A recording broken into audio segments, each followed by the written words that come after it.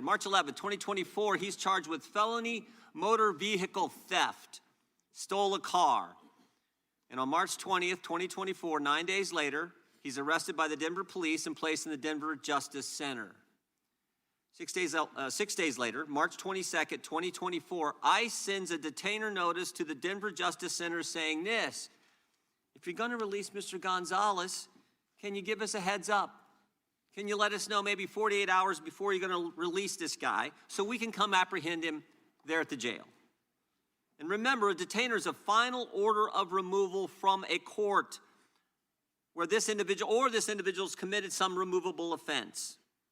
But on February 28th, 2025, Abraham Gonzalez is released to the streets. In fact, we can put that up. I think you can see this. Released, we got the form from the Denver Justice Center. What kind of inmate was Mr. Gonzalez for those 345 days that he was in the Denver Justice Center? We have that too. Violent to the staff, keep separate. So this guy was so bad, you had to keep him away from other inmates.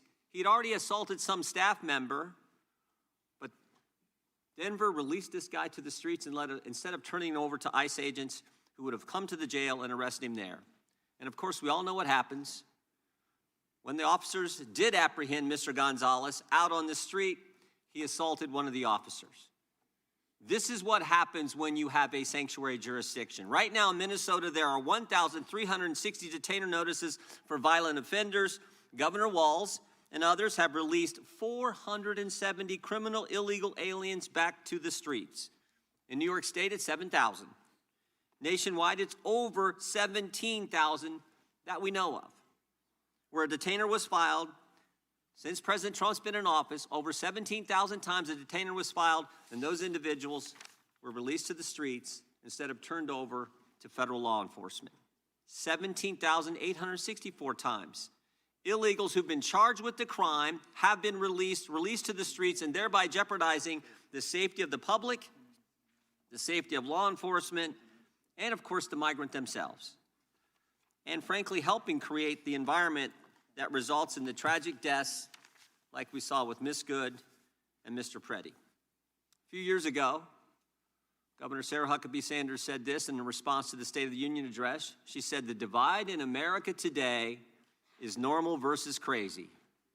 And it's true, because it's crazy not to have a border, which is what we had under the previous administration. It's crazy to abolish ICE, and it's crazy to release bad guys who are here illegally to the streets when with one phone call, federal law enforcement will come to the jail and pick them up. The mindset that says it's okay to release these guys is the same left-wing mindset that thinks it's okay to weaponize government against your political opponents. And that is exactly what we had in the previous Justice Department. The Biden-Harris Department of Justice called parents domestic terrorists. The Biden-Harris Justice Department used FBI SWAT teams to arrest pro-life advocates. The Biden-Harris DOJ targeted traditional Catholics. The Biden-Harris DOJ pressured social media companies to censor Americans, and the Biden-Harris Justice Department launched not one, but 2 investigations into President Trump, spending over $35 million to try to bring down their political opponent. To further this effort, they sought the phone records of over a dozen Republican members of Congress. Even the Democrats said this was wrong. They got bank records for scores of White House officials. They even paid at least one confidential human source $20,000 for information on President Trump. And of course, while doing all this, they couldn't tell us who planted the pipe bombs, who leaked the Dobbs opinion, and who put cocaine in the White House. But thank goodness the American people saw through it all. Americans were tired of being targeted for their beliefs, tired of the lawfare, tired of the rampant crime throughout this country, and that's why they overwhelmingly elected President Trump. And what a difference a year makes. What a difference a year makes. Under Attorney General Bondi, the DOJ has returned to its core missions, upholding the rule of law, going after the bad guys, and keeping Americans safe. The Trump Justice Department has restored the rule of law. Murders are down nationwide by 20%. In D.C., violent crime is down by 28%. The federal surge in D.C. resulted in 8,000 arrests, the seizure of 800 illegal guns, and the recovery of 16 missing kids. The Trump Justice Department apprehended a suspect in the pipe bomb investigation, and they've arrested 6 of the FBI's top 10 most wanted fugitives in just 1 year. Of course, they arrested narco-terrorist Nicolas Maduro, and they seized a record number of drugs flowing into this country. Trump Justice Department put an end to targeting Americans for their beliefs. Attorney General Bondi rescinded Attorney General Garland's anti-parent memorandum. Department of Justice ended the practices of using the FACE Act to target pro-life Americans. They've refused to tolerate attacks on places of worship and investigations of traditional Catholics that we saw in the previous administration. On her first day, Attorney General Bondi disbanded the Foreign Influence Task Force that was pressuring social media companies to censor Americans. And the Trump Justice Department has ended lawfare. Under Attorney General Bondi, along with Director Patel, they've worked to expose the political nature of Arctic Frost and the Jack Smith investigations. They've turned over hundreds of pages of documents to Congress, and that's why we know, for example, that Mr. Smith paid at least $20,000 to some confidential human source. That's why we know that Jack Smith knew it was unconstitutional to seek to toll records from members. But since the litigation risk was low, and because members would never find out about the subpoena until years later, they charged ahead and violated the Constitution. The Trump Justice Department has changed DOJ policy to require prosecutors to tell judges if NDOs relate to members of the separate and equal branch of government, the Congress. And to top it all off, the Trump Justice Department opened an investigation into the conspiracy behind the Russia collusion hoax. The Justice Department has put common sense ahead of politics. They sued to keep boys out of girls' sports. They secured deals with universities to stop race-based admissions and anti-Semitic practices. And after discovering rampant fraud in Minnesota, the Justice Department, under the leadership of Attorney General Bondi, has established a new National Fraud Division. In fact, I met with Colin McDonald, who will head that division, last week. I think he's going to do a great job. There's a lot of work to be done in that area, but I want to thank the Attorney General for her great work in the first year on the job, and I want to thank you for being here. With that, I would yield to the ranking member for an opening statement. Thank you kindly, Mr. Chairman, and welcome, Attorney General Bondi. You've got the best lawyer's job in America because your mission is justice and your clients are the American people. But to promote justice for the people, you've got to listen to the victims, like the women seated behind you today. Those are just some of the hundreds of survivors of Jeffrey Epstein's global sex trafficking ring who are demanding that the truth be told and are demanding accountability for the abusers who trafficked and raped them. You still haven't met with these survivors. So with their permission, let me introduce to you the survivors and late survivors' family members who are present today. There's Teresa Helm, there's Jess Michaels, Laura Bloom McGee, Danny Bensky, Liz Stein, Marina Lacerda, Sky and Amanda Roberts, who are the family of the late Virginia Giuffre, Charlene Richard, and Lisa Phillips. Now, you're not showing a lot of interest in the victims, Madam Attorney General, whether it's Epstein's human trafficking ring or the homicidal governmental violence against citizens in Minneapolis. As Attorney General, you're siding with the perpetrators and you're ignoring the victims. That will be your legacy unless you act quickly to change course. You're running a massive Epstein cover-up right out of the Department of Justice. You've been ordered by subpoena and by Congress to turn over 6 million documents, photographs, and videos in the Epstein files, but you've turned over only 3 million. You say you're not turning over the other 3 million because they're somehow duplicative, but we know that there are actual memos of victim statements in there, and you also took down the Department of Justice's prosecution memo from 2019. So it's clearly not all duplicative, but even if it were, why not release it? Just release all the duplicative stuff. In the half you did produce, you redacted the names of abusers, enablers, accomplices, and co-conspirators, apparently to spare them embarrassment and disgrace, which is the exact opposite of what the law ordered you to do. Even worse, you shockingly failed to redact many of the victims' names, which is what you were ordered to do by Congress. Some of the victims had come forward publicly, but many had not. Many had kept their torment private, even from family and friends, but you published their names, their identities, their images on thousands of pages for the world to see. So you ignored the law, and even with over 100,000 employees at your disposal, you acted with some mixture of staggering incompetence, cold indifference, and jaded cruelty towards more than 1,000 victims raped, abused, and trafficked. This performance screams cover-up. Convicted sex trafficker and groomer Ghislaine Maxwell opened the gates of hell to Virginia Giuffre and hundreds of other victims, as Virginia recorded in her remarkable book, Nobody's Girl. But when Maxwell was subpoenaed to come testify before Congress, you and Todd Blanche quickly moved her from a higher security prison to a minimum security camp in Texas, where she's enjoyed 5-star treatment, including catered meals, private gym time, and access to a therapy puppy. All because Todd Blanche, who's utterly failed to investigate the monstrous crimes of Epstein and Maxwell's co-conspirators, spent 9 hours with Maxwell and satisfied himself that she would have nothing untoward to say about Donald Trump, which is your only real interest in the matter, based on institutional performance. But abandoning victims and coddling perpetrators is what you do best.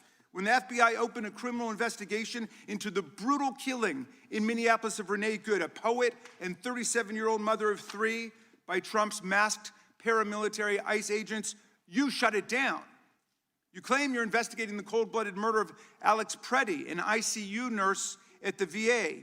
But how can we trust the administration when the president and Kristi Noem called Preddy a domestic terrorist and Stephen Miller called him a would-be assassin?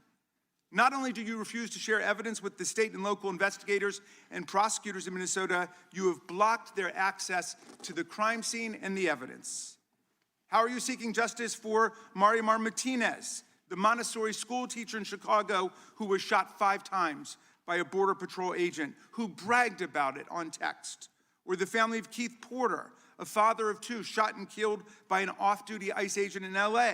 Or the family of Silverio Villegas Gonzalez, shot and killed in Illinois minutes after he dropped his kids off at school? There's no sign of any movement at the Department of Justice. You even launched a criminal investigation into Renee Good's grieving widow. How sick is that? But it's even worse. You've turned the People's Department of Justice into Trump's instrument of revenge. Trump orders up prosecutions like pizza, and you deliver every time. He tells you to go after James Comey, Letitia James, Lisa Cook, and Jerome Powell, the head of the Federal Reserve Board, and members of Congress like Adam Schiff, Mark Kelly, Alyssa Slotkin, Chrissy Houlihan, Jason Crow, Chris DeLuzio, and Maggie Goodlander, to name a few, and you snap to it. You replace real prosecutors with counterfeit stooges who robotically do the president's bidding. Nothing in American history comes close to this complete corruption of the justice function and contamination of federal law enforcement. And the good news is many serious lawyers at DOJ, including some of your own original appointees, have refused your lawless orders. Danielle Sassoon, your original pick for acting U.S. Attorney in Manhattan, resigned rather than follow your corrupt order to quash an indictment against Mayor Eric Adams as a political favor from Donald Trump.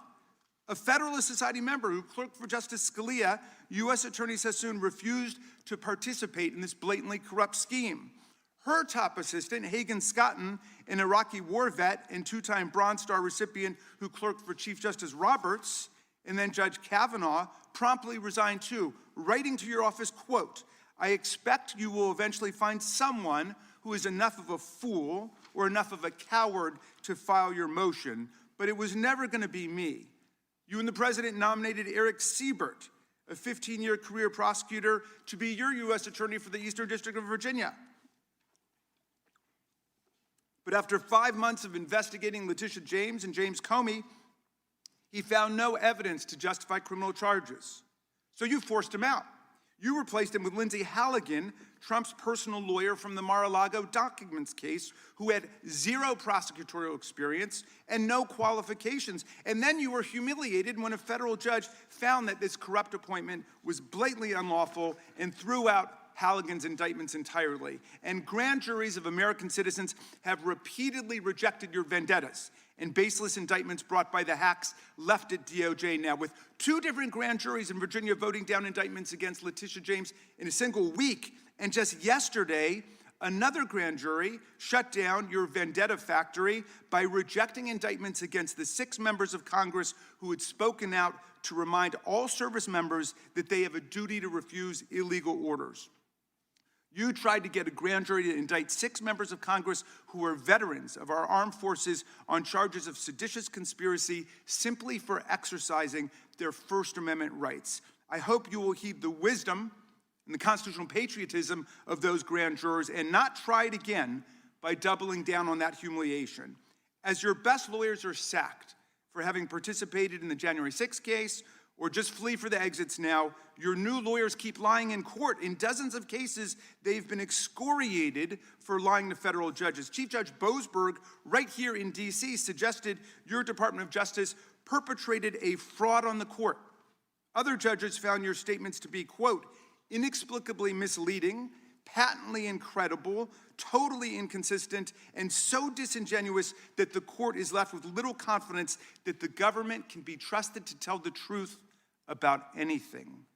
Now, as ranking member, I asked the chairman to add a few extra rounds of questions today because we each have 5 hours of questions, not 5 minutes, but we're stuck with 5 minutes. That's clearly insufficient to give voice to America's victims and survivors and to demand answers about all the corruption and cover-ups that we see at DOJ right now. We've got just 1 round, so we ask you politely but firmly, Madam Attorney General, please do not waste 1 second of our precious time by evading questions, by changing the subject, or engaging in personal attacks against members of Congress. We saw your performance in the Senate, and we're not going to accept that. This isn't a game. In the Senate, you brought something with you called a burn book, a binder of smears to attack members personally for doing the people's work of oversight. Please set the burn book aside and answer our questions. And when you hear us reclaim our time, that means it's time for you to stop speaking. We only have 5 minutes, so when we reclaim our time, that means you stop. And if you don't, we will ask the chair to stop the clock and let you go on his time. The quality of justice in America depends on the character of our government. Please do your job and bring the Department of Justice back from the brink. The survivors seated behind you and the American people watching everywhere deserve a Department of Justice worthy of its name. I yield back, Mr. Chairman. Without objection, all of the opening statements will be included in the record. We will now introduce today's witness. The Honorable Pamela J. Bondi has served as the Attorney General of the United States since February 5th, 2025. She previously served in the Office of the White House Counsel, 2 terms as the Florida Attorney General, and spent more than 18 years as a prosecutor. We welcome our witness and thank her for appearing today. We will begin by swearing you in. Would you please rise and raise your right hand? Do you swear or affirm under penalty of perjury that the testimony you're about to give is true and correct to the best of your knowledge, information, and belief, so help you God? I do. Let the record show that the witness has answered in the affirmative. Thank you. You can be seated. And please know that your written testimony will be entered into the record in its entirety. Accordingly, we ask that you summarize your testimony. Madam Attorney General, you may begin. Thank you.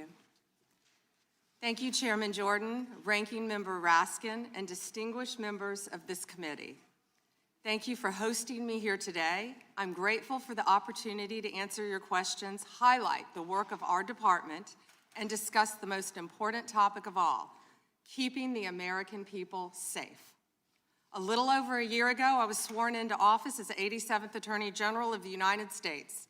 I came into office with the goal of refocusing the Department of Justice on its core mission after years of bloated bureaucracy and political weaponization.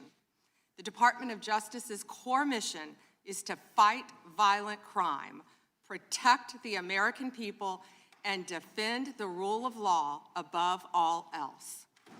While our work is never done, we have made tremendous progress to make America safe again. In 2025, we saw the lowest murder rate in 125 years. That's nothing short of historic. If you compare 25 to 24, here's what you'll find. The murder rate is down 21%, robbery down 23%, carjacking down 43%, gun assault down 22%, ag assault, burglary, could go on and on. Crime is declining. This did not happen by accident. The numbers tell an important yet straightforward story. President Trump has given us the resources, the support, and the leadership to protect the American people. President Trump's policies have saved lives. I cannot think of a policy outcome more important than protecting the lives of American citizens. Can you? This trend has been especially clear in Washington, D.C. and in Memphis. These are two iconic American cities that spent years in the grip of horrific violent crime. The Department of Justice surged law enforcement resources, and the results came quickly. Crime plummeted in both cities.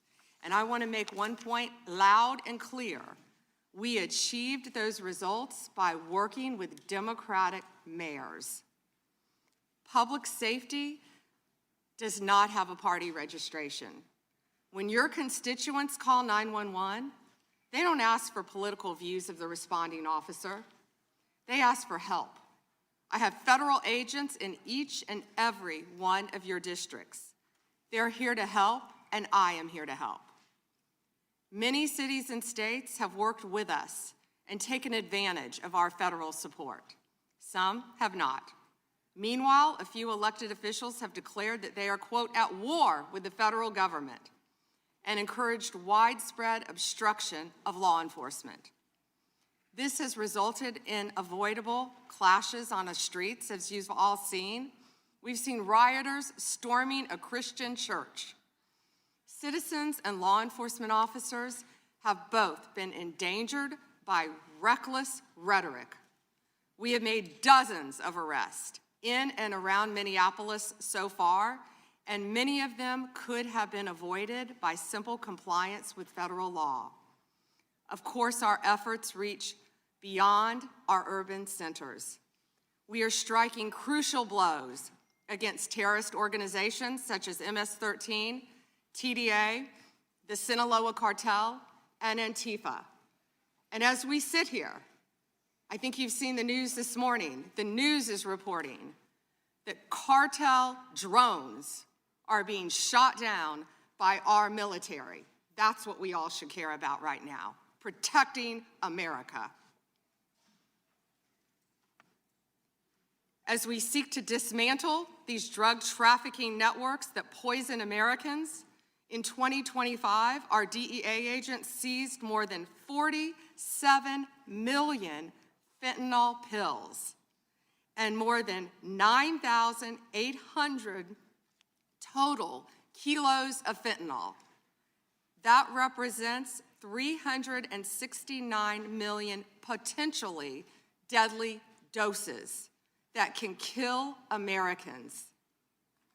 Meanwhile, our attorneys are fighting for President Trump's agenda in courtrooms across this country.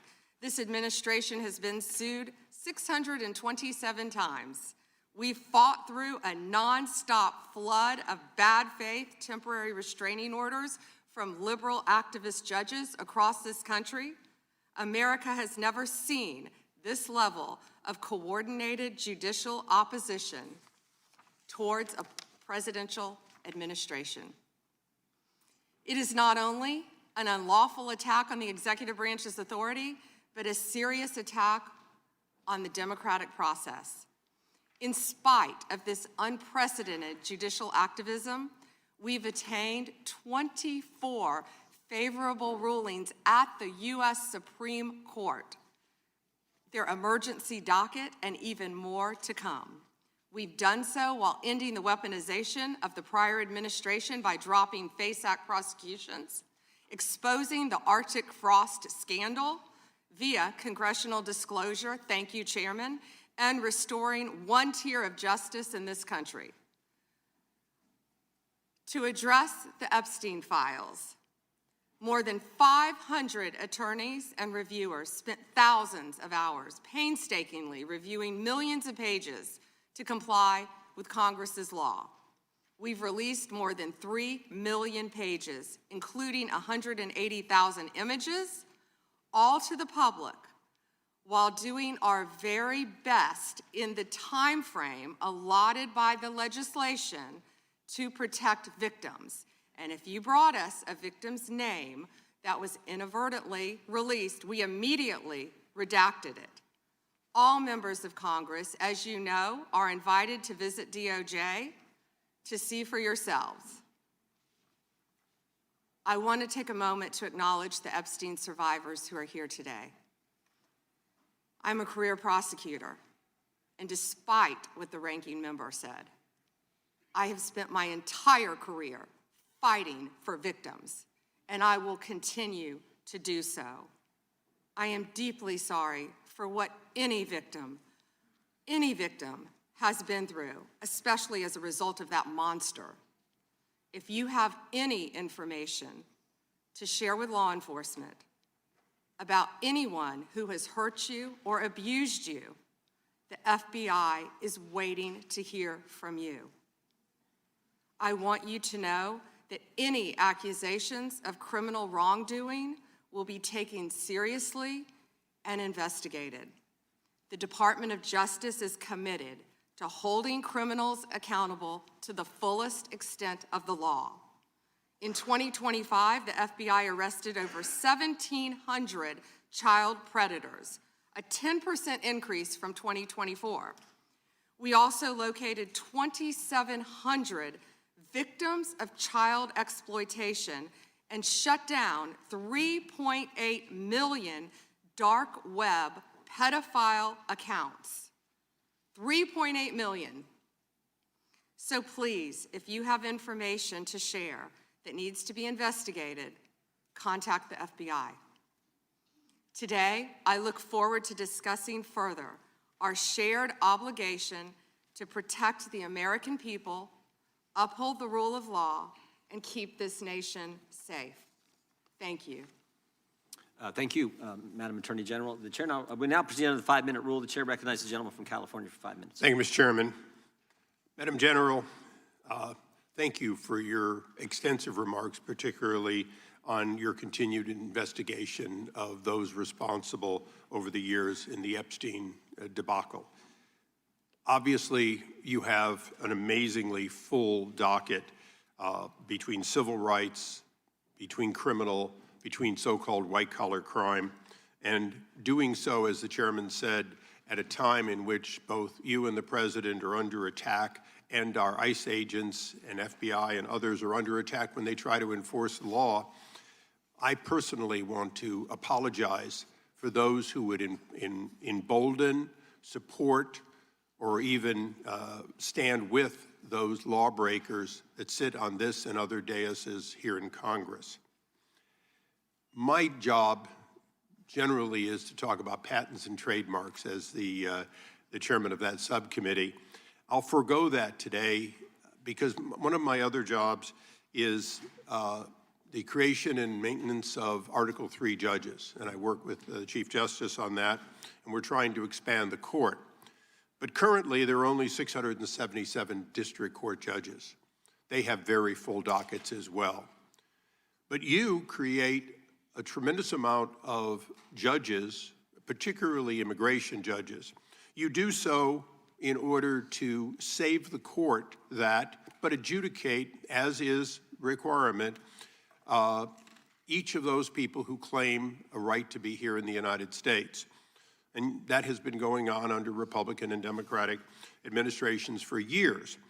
What's unique about the Trump administration this time is that you and President Trump have managed to reduce the backlog of people seeking that for the first time in decades. You are getting ahead of that tremendous backlog that caused, for better or worse, the release of millions of people with little pieces of paper saying, come back later when we call you, and often to no avail when you call. So I want to congratulate you on that because it's an accomplishment you might not take credit for and the other side would never give you credit for. But I hope you can continue to do that and do more. And I say so for a reason, because much of this hearing will be about Minneapolis, and other places in which the backlog of criminal aliens, including in my home state of California, people who have hurt other people, people who have victimized their communities, is extensive. And although the overall number through adjudication may be going on, because of places like my home state, California, you're unable to apprehend people that my sheriffs want apprehended. They desperately want to cooperate, and they're prohibited by law. It is this committee's opinion on this side of the aisle that, in fact, you should be given the ability to demand that participation, and that the release of a known criminal not be considered to be acceptable just because a state or city has declared itself a sanctuary. I want you to opine on just one thing that I think has been misunderstood. As I said earlier, you create and maintain those judges that adjudicate these cases.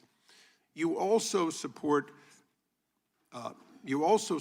so many that, in fact, have to make decisions as judges.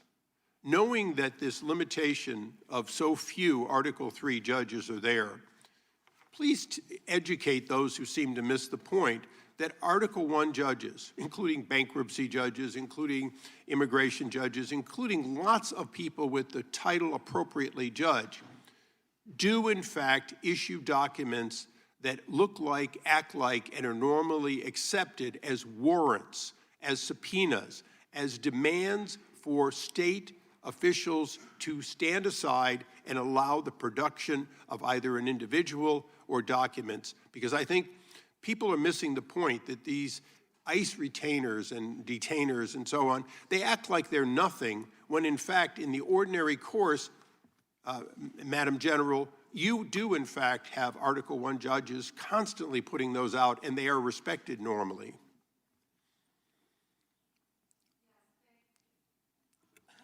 Thank you, Congressman, for talking about all the great judges. And if I could add one thing to that, we are always recruiting and looking for judges. So please reach out to our office for these judges who are handling all these very important matters. We've even added some JAG officers as immigration judges. Thank you. And so we're continuing to do that, but we're always seeking qualified lawyers as well to be part of that. And thank you for highlighting that, Congressman. Thank you. I yield back. Gentleman yields back. The gentlelady from Washington is recognized. Thank you, Mr. Chairman. Good morning, Attorney General Bondi, right here. We are joined in this room by some of the thousands of survivors from Jeffrey Epstein's horrific sex trafficking ring. They have shown such incredible courage in speaking out, in demanding accountability to bring the predators and pedophiles to justice. The Epstein Files Transparency Act required your Department of Justice to disclose the perpetrators connected with Epstein's criminal activities and to redact the information of survivors to protect their identities. Let me show you what actually happened. First, in violation of the law, your department has shown a pattern of redacting the names of powerful predators. Here behind me is one example of an email from Epstein to a man whose name was redacted. The email reads, quote, "Where are you? Are you okay? I loved the torture video."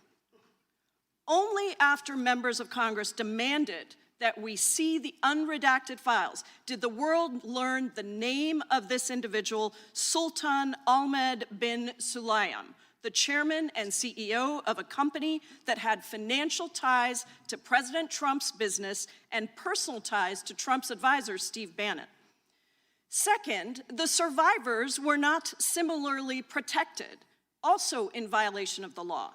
Here is another email titled Epstein Victim List. We have blurred the names of the survivors for their protection, but your Department of Justice initially released this list of 32 survivors' names with only one name redacted, along with numerous files that disclosed not only the names, the emails, and the addresses of survivors, but also nude photographs and even the identities of Jane Does who had been protected for decades until your department released their names. Survivors are now telling us that their families are finding out for the first time that they were trafficked by Epstein. In their words, quote, "This release does not provide closure. It feels like a deliberate attempt to intimidate survivors, punish those who came forward, and reinforce the same culture of secrecy that allowed Epstein's crimes to continue for decades." To the survivors in the room, if you are willing, please stand. And if you are willing, please raise your hands if you have still not been able to meet with this Department of Justice. Please know for the record that every single survivor has raised their hand. Attorney General Bondi, you apologized to the survivors in your opening statement for what they went through at the hands of Jeffrey Epstein. Will you turn to them now and apologize for what your Department of Justice has put them through with the absolutely unacceptable release of the Epstein files and their information?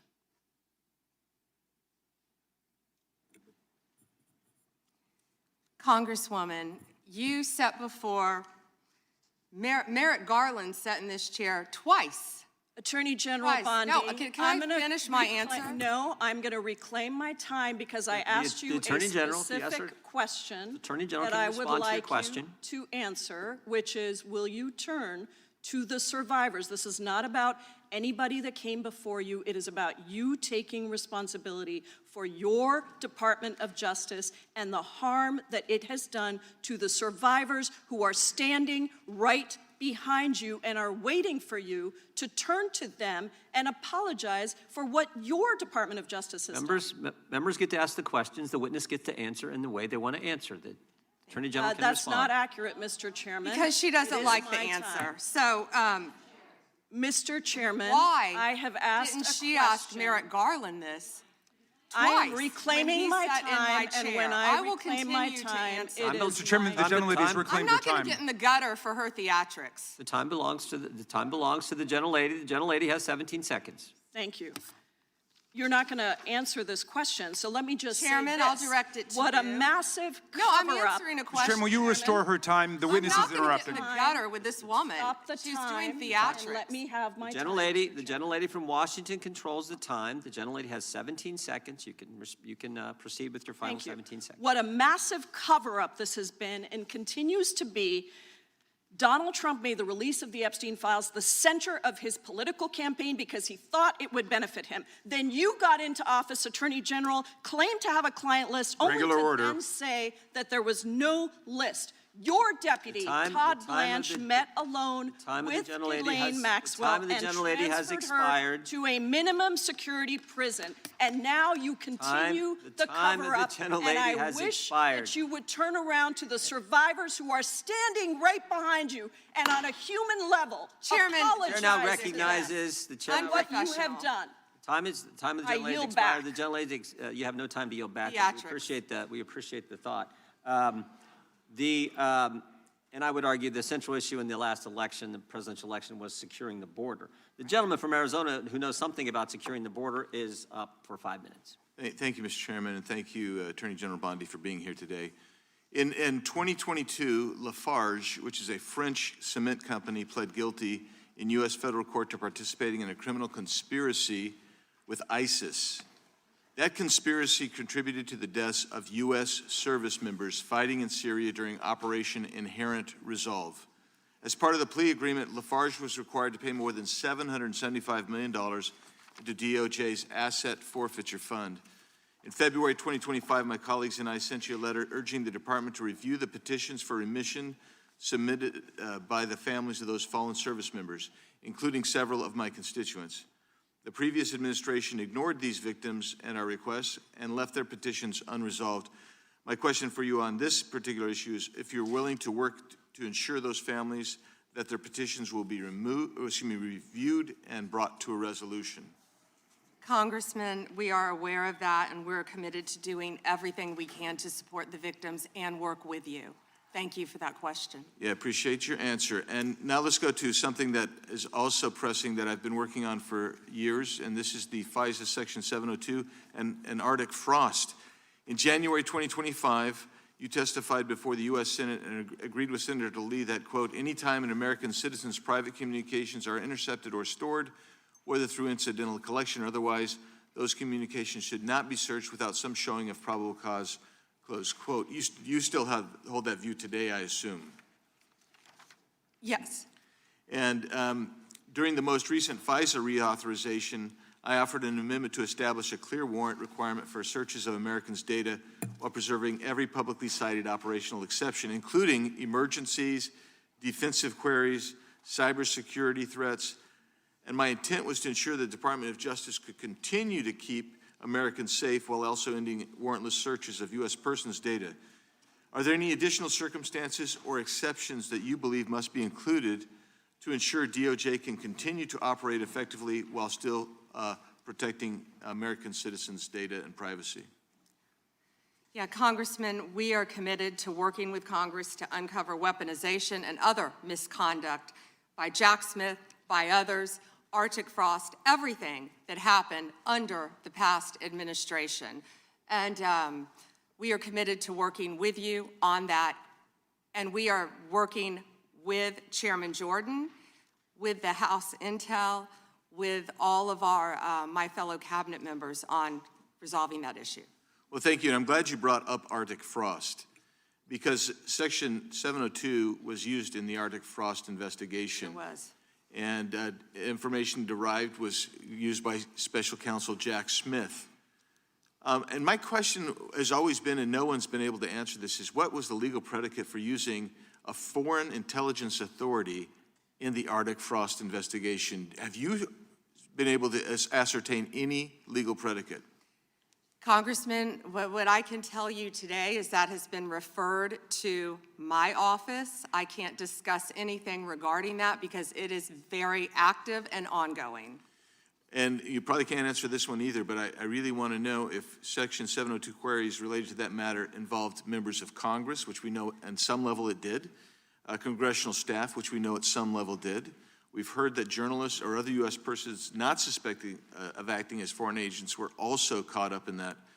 Can you answer that question and say whether queries did cover all those groups I just identified? It is a very active pending investigation within my office. However, I believe many members of Congress have stated that their phones were part of Arctic frost. We are well aware of that, and we are taking this very seriously, and this is a very active investigation. And I would keep going and say, if any member of the Democrat Party, if any of them, if that had happened to them, we would take that just as serious as we do. And they should be jumping up and down, screaming, supporting you and what you want to do, because this should be a bipartisan issue. Well, I hope it is a bipartisan issue. You know, I'll just leave with these last couple of questions, which I'm sure fall into the same investigation privilege. But that's this: how many such queries were actually conducted overall? This is outside Arctic frost in the prior year by the FBI or other intelligence community, and particularly, we really need to know what were the legal standards applied? Did they use probable cause? Did they use reasonable articulable suspicion? Or did they have no individualized suspicion and just were gathering up information? And that's beyond the investigation regarding Arctic frost. I don't expect you to have that information today, but if you can help get that information so we can understand the extensive nature of this continued misuse of 702, it would be very particularly helpful. And it was extensive. Yes, Congressman. Thank you. Time of the gentleman has expired. I have a UC, Mr. Chairman. And that is the gentlelady from Texas. I ask unanimous consent to enter into the record El Paso airspace reopened after FAA quickly rescinds 10-day flights restriction. This was published by the Texas Tribune on February 11th, 2026, and it says it was because of an impasse with the DOD over the use of unmanned military aircraft and not triggered by Mexican cartel drones. Without objection. Point of order, Mr. Chairman. I didn't hear back about the second round of questions. I assume that's not happening. I just want to be able to assure the members, certainly on my side, if not both sides. That's not a point of order. No, that every member will get 5 minutes with the witness. Will there be 5 minutes for each? Yeah, you get 5 minutes, yeah. With the witness. Okay, Yeah. very good. Yeah, okay. And are you up next? Gentleman from New York is recognized. Mr. Chairman, I want to begin by acknowledging the survivors of Jeffrey Epstein's horrific abuse who are in the room with us today. I want to thank all of you for your bravery in speaking out. I want to say that you and the other survivors of these heinous crimes deserve better from this Department of Justice. In particular, it is shocking that the department did not redact the names of Epstein's victims, but it did redact the names of their abusers. I don't know whether this was done out of incompetence or whether it was deliberate and malicious, but either way, it is completely unacceptable. Even more troubling, the DOJ has failed to bring any of these perpetrators to justice. Instead, it has engaged in a relentless pursuit of Donald Trump's perceived enemies. I want to focus on just one example. The Attorney General of my home state of New York, Tish James. This DOJ has been hell-bent on securing an indictment against Ms. James for something, anything, simply because she held Donald Trump's companies accountable for years of financial fraud. And indeed, the department manufactured an investigation against her for alleged, quote, mortgage fraud. But the U.S. attorney leading the investigation, Eric Siebert, a Trump appointee, refused to bring charges against Ms. James because there was simply no evidence. Unfortunately, a prosecutor who refuses to do Trump's bidding has no place in this DOJ, so Mr. Siebert was forced out. Trump could not contain his fury that he expressed to you in a social media post addressed to you by name. I'm sure you've seen it. Quote, I fired him and there is a great case, he wrote to you about Mr. Siebert. Then we moved down. We can't delay any longer. It's killing our reputation and credibility. They impeached me twice and indicted me 5 times over nothing. Justice must be served now. And obviously, you followed that order. Lindsay Halligan, Trump's former defense lawyer who had never prosecuted a case in her life, was installed to replace Mr. Siebert, and it was clear that part of her mandate was to go after Ms. James. Halligan immediately sought an indictment, which the court dismissed because Halligan was illegally put into the role. But your department was undeterred, and not once, but twice, it tried to indict Attorney General James in separate courts. Both grand juries rejected you and refused to indict her. It is practically unheard of for a grand jury to refuse an indictment. In 2016, it happened in just 6 cases out of over 150,000 offenses. And you had it happen twice in the same week, in 2 different courts. That must have been humiliating. And now there are reports that you are continuing to investigate her.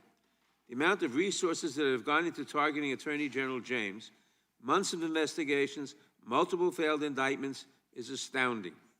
Since your own prosecutors told you that there is not enough evidence to support a conviction, it's clear that you were going after her simply because she held President Trump accountable and he wants to punish her. And she is just one name on a long list of Trump political enemies that DOJ is reportedly targeting, from Jerome Powell and Lisa Cook at the Federal Reserve to James Comey, numerous Democratic members of Congress, John Brennan, Jack Smith, Democratic officials in Minnesota, Chris Krebs, Miles Taylors, and more. And those are just the ones we know about. In contrast to these politically motivated investigations, grasping at something they can charge their enemies with, we now have concrete evidence of disgusting criminality revealed in the Epstein files. So I really have just one question for you. How many of Epstein's co-conspirators have you indicted? How many perpetrators are you even investigating?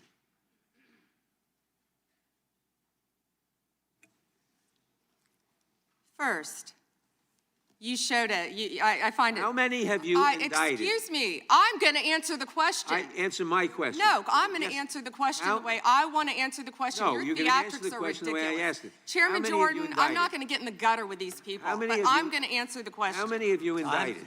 Again, the time belongs to Reclaiming my time. the time I belongs. think it's very Reclaiming interesting. my time. I think it's very Reclaiming my time. interesting. You can When reclaim he your talks time, about but they reclaiming my time, indicted, Mr. the Chairman. president said they Close the indicted clock. him Mr. twice. Mr. Chairman, please They stop the sure clock did. and And stop he the clock and indicted- restore his oh, time. Okay, here we go with these Committee will be in order. theatrics. The time Reclaiming my belongs to time the and yield gentleman back from the New clock, York. please. We will give you a few more seconds. We will do that. But when Reclaiming you ask my- a question, the The witness question gets to was- answer. You may not like the answer, but she Right. gets to The answer. question was, how many of Epstein's... They don't like Que- the answer, Reclaiming Chairman, my time. because it's honest. Reclaiming So my- he asked a Reclaiming my 4-minute time. question. Restore 45 and seconds to I Mr. am Nadler, going please, to Mr. Chairman. I mean, Answer. You can let her filibuster all day long, but not on our watch. Reclaiming- Not on our time. No way. And Reclaiming- I told you about that, Attorney General, before you started. You don't tell me Yeah, oh, I anything, did tell you because we washed saw up what you did in the loser Senate. Lawyer, not even a lawyer. Committee will be in order. Time, and I should get back at least 45 seconds. We will give you a few more seconds. I Not a said that few, I should already. take 45 seconds. Okay, I'm timing right now, Mr. Nadler. Go All ahead. right. Reclaiming my time.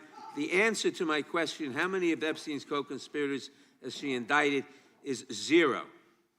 You have been the Attorney General for a whole year, and your DOJ fired the lead prosecutor of this case, sat on evidence this entire time, and claimed falsely last July that there were no more leads. It took an act of Congress for you to finally release part of the Epstein files, and when you did, you included personal information about the victims while protecting the names of abusers. Time of the gentleman None of has the perpetrators expired. have been brought to justice, but enormous resources Time are of the dedicated gentleman to has pursuing Trump's expired, enemies. and It's obviously clear there that was- under your leadership, the Department of Justice There no was longer no works question for the in American there. people. It works Order for Donald respond to. Trump. I yield back. The gentleman yields back. May I answer? I think our next questioner, Madam Attorney General, is going to give you time to respond to Thank you, Chairman. all kinds of things. So we will turn to the gentleman from Texas for 5 minutes. Ms. Bondi, you go right ahead. I'm over here. The time is yours. Thank you. First, he brought up the president saying they indicted me twice. They sure did. They tried to impeach him twice, and you, Mr. Nadler, were one of the leads on the impeachment. I was on the other side. I lived that with you. During impeachment, you said the president conspired, sought foreign interference in the 2016 election. Robert Mueller found no evidence, none, of foreign interference in 2016. Have you apologized to President Trump? Have you apologized to President Trump, all of you who participated in those impeachment hearings against Donald Trump? You all should be apologizing. You sit here and you attack the president, and I am not going to have it. I'm not going to put up with it. You know, all they want to do, the American people need to know this. They are talking about Epstein today. This has been around since the Obama administration. This administration released over 3 million pages of documents, over 3 million, and Donald Trump signed that law to release all of those documents. He is the most transparent president in the nation's history. And none of them asked Merrick Garland over the last 4 years one word about Jeffrey Epstein. How ironic is that? You know why?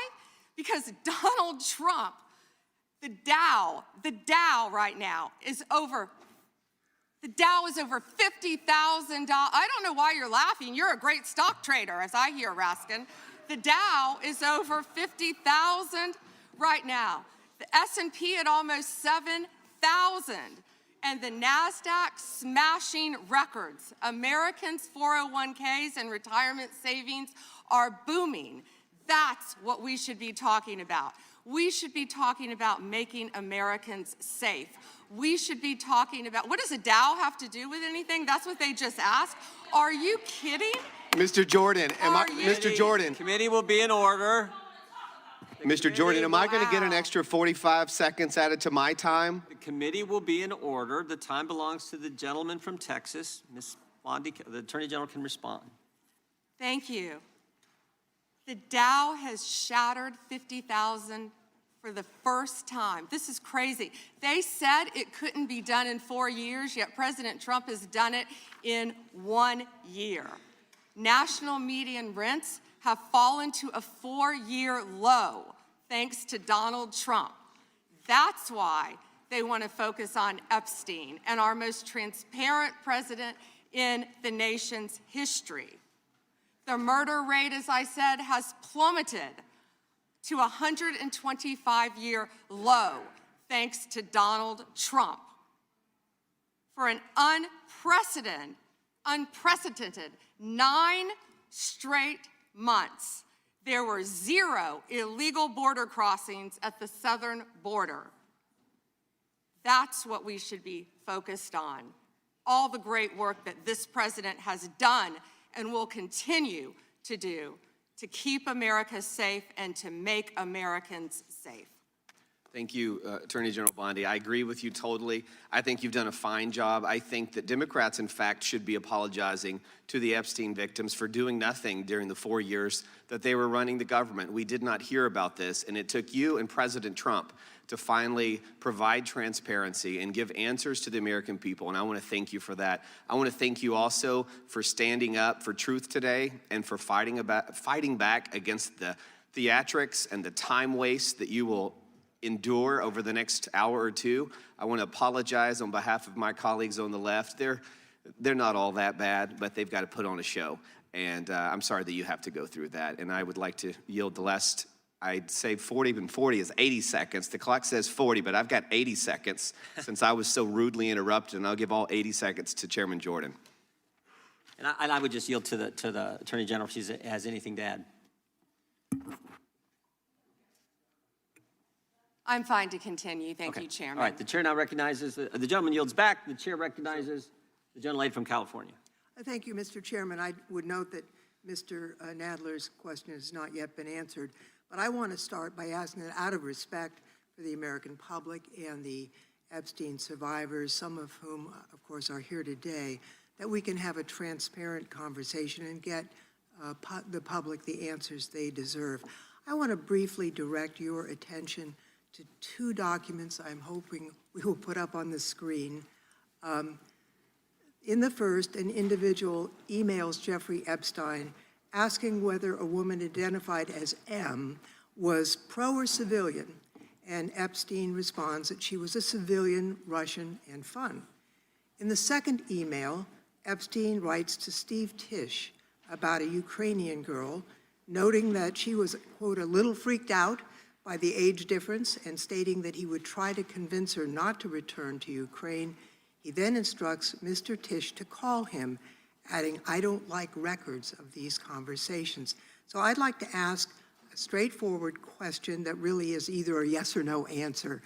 Do these emails constitute credible evidence, not proof, but credible evidence warning further investigation into whether Steve Tisch was involved in Epstein's criminal conduct?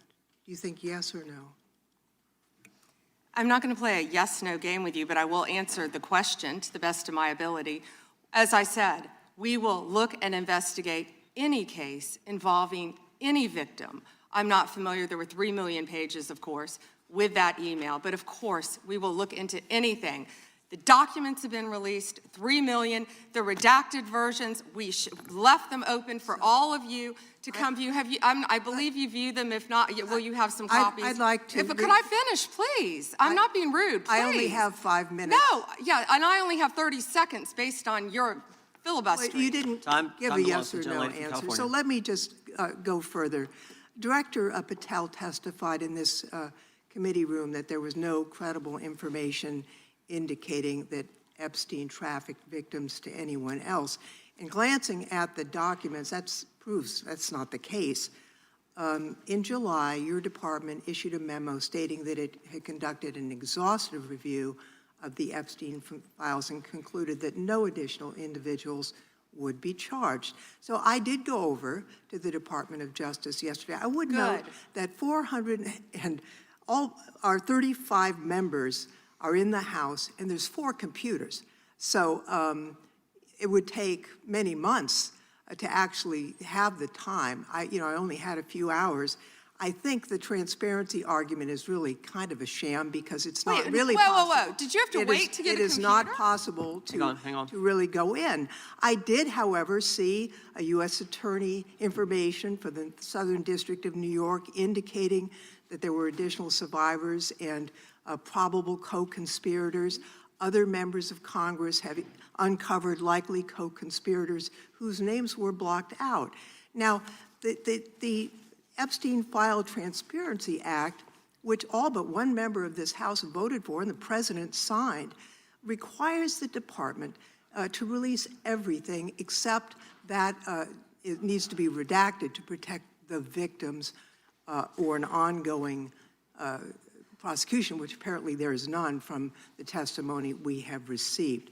I am concerned that this act has not been fully complied with. When Director Patel came to the committee, he admitted that up to 1,000 FBI agents had gone through the files and redacted President Trump's name from them. And it's pretty clear that what has been transmitted from the FBI continues to redact President Trump's name, even though he is mentioned thousands of times in these files. So I think the credibility of the department in terms of complying with the act has been damaged. And I think the department's credibility has been damaged in other ways. I think we all saw the horrible video of American citizens being killed by ICE agents in Minneapolis. And I think how the department has handled these cases raises a lot of doubt about the department. State and local police in Minnesota got a court order to get access to the crime scene to be sure evidence would be properly preserved by federal agents. But they took the agents defied the court order, and in a departure from general policy, the DOJ is not collaborating with state and local law enforcement on these homicides. So I really think that is a disgraceful approach to the homicides of American citizens, and really does nothing to bring credit to your department. And Mr. Chairman, I would yield back. Gentlelady yields back. May I answer? Attorney General can respond. I find it interesting that she keeps going after President Trump, the greatest president in American history. And if they could maintain their composure, this isn't a circus, this is a hearing. I find it interesting she keeps going after Donald Trump. She doesn't say how much money she took from Reid Hoffman, did you? None. And nor did Mr. she Chairman, post regular anything. order, please. She Regular posted order. nothing on her X account, Gentlelady. on her Twitter account during the Biden years. Gentlelady. And yet now, There all was of no a sudden, question she's asked. going after Committee will be in point of order. There was no Committee will question be in asked order. of the Attorney General. She doesn't just get to speak. Committee will be in order. I have a point of order, Mr. Chairman. Committee will be in order. Point of order, Mr. Chairman. Gentlelady can state her point of order. When a witness attacks, Not a valid point of order. You got to state. She hasn't completed her point of order yet. Gotta Please let her cite- speak, Mr. Chairman. Let's have some regular order here. Regular order is you got to state the rule, and she I am didn't do it. trying to make a point of order that the witness, And what without, rule are you referring to? without responding to a question, has attacked me personally. I think it's pathetic that she can't answer the questions and First instead time is that attacking is not even close members to a of the point of committee. order. The gentleman from Wisconsin is recognized. In August of last year, I sent a letter to the Department of Justice asking for assistance in seeking compensation for the town of Lac du Flambeau. Town of Lac du Flambeau is in my district, and your office replied that it was an ongoing matter and unable to comment on it, which I understand. That's just fine. But I want to set this up just as a reminder. So 3 years ago, it was at this time of year that 4 roads were blockaded in the town of Lac du Flambeau, and the temperature was 25 below zero. People had to park their cars at a neighbor's place, take the snowmobile across the lake to get their car, and then be able to drive into town. There were people 80 and 90 years old that could not, were very concerned that they'd be able to get emergency medical services. And the perpetrators of this, the tribe out there, they demanded compensation from the town. I would call it extortion. They ultimately got $600,000 from the town of Lac du Flambeau.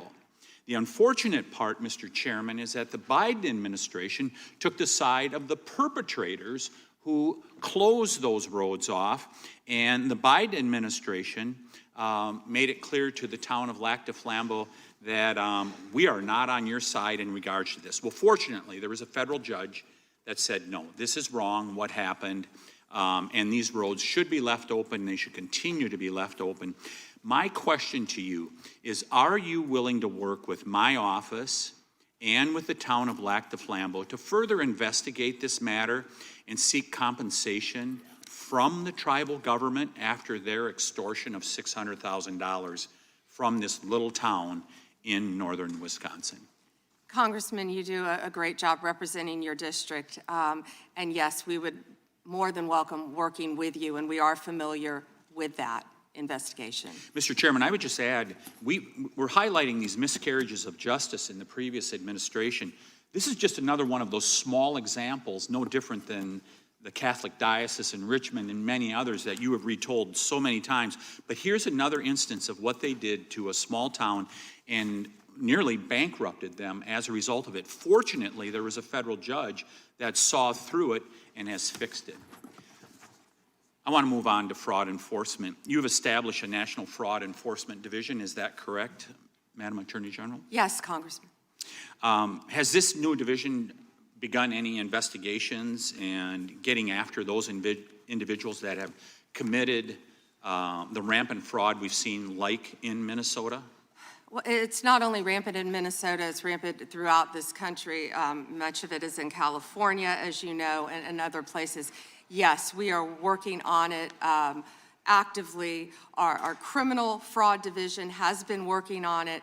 We are expanding that. It was the Vice President's idea to come up with this amazing separate fraud division, which we are establishing and going nonstop, not only to expose the fraud in Minnesota, but around the country. It's taxpayer dollars that have been stolen from the American people, and we are committed to recovering that money and holding those people accountable. Mr. Chairman, I would remind everyone here, why did this happen in Minneapolis? Why did federal law enforcement have to go to Minneapolis? Because of industrial scale fraud. It was an assistant United States attorney that said, this is industrial scale fraud that's going on in Minnesota at this point. I sent a letter to our governor in Wisconsin. We're right across the border there. My district is only 20 miles from the city of Minneapolis. And I asked him to open the books for a federal audit on food stamps and Medicaid.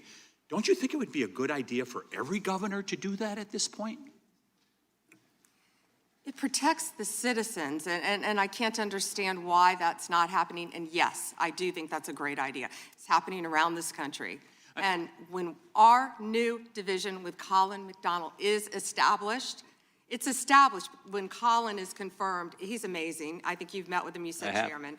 When that is established, we're going to work on both sides of the aisle. That's what we want to do, to stop fraud in every city, in every state in this country. We will continue to fight for the American people. So you would encourage every governor across the United States, after what we have seen in Minnesota, what we almost certainly know is happening in other states, you mentioned California, you would agree that every governor should avail themselves of federal resources to make sure that this industrial scale fraud is rooted out to protect the taxpayers of the United States. Is that correct? Absolutely.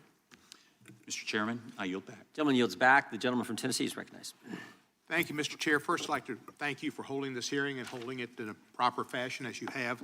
Secondly, I'd like to thank all of the victims of the Epstein case who've come here to attend this hearing, for doing it and for being brave and trying to move this justice forward. I apologize, I can't do it, but the Attorney General not recognizing you, that's embarrassing.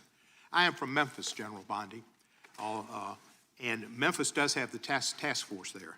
The Memphis Safe Task Force has been operating in Memphis for several months, and we do have a Democratic Mayor, Paul Young, and he's not against the task force, but he is against ICE being in Memphis, and he's not in favor of the National Guard being in Memphis. And I concur with him on those positions. I think the DEA being there, the alcohol, tobacco, and firearms, the FBI, who have been in Memphis in other ways, having more people there is good for Memphis. Crime has gone down in Memphis, but it went down 25% before the task force got there under the direction of Mayor Young and Director Davis, Chief Davis. It's gone down about 15% more since then. and that's good.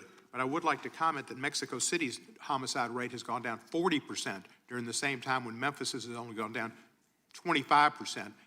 And that's not necessarily because of the task force, although the mayor says he thinks it's helped. So I thank you for that.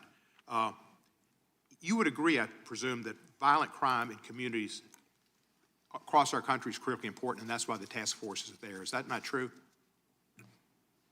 Yes, and if I can just add to that, I think the surge, the FBI, our FBI under the leadership of Director Patel, came in and did a surge in Memphis. Earlier. Prior to the task force. Yeah, Viper. And thank you for saying that about Mayor Young. He's been great to work with, and thank you. He's a good guy.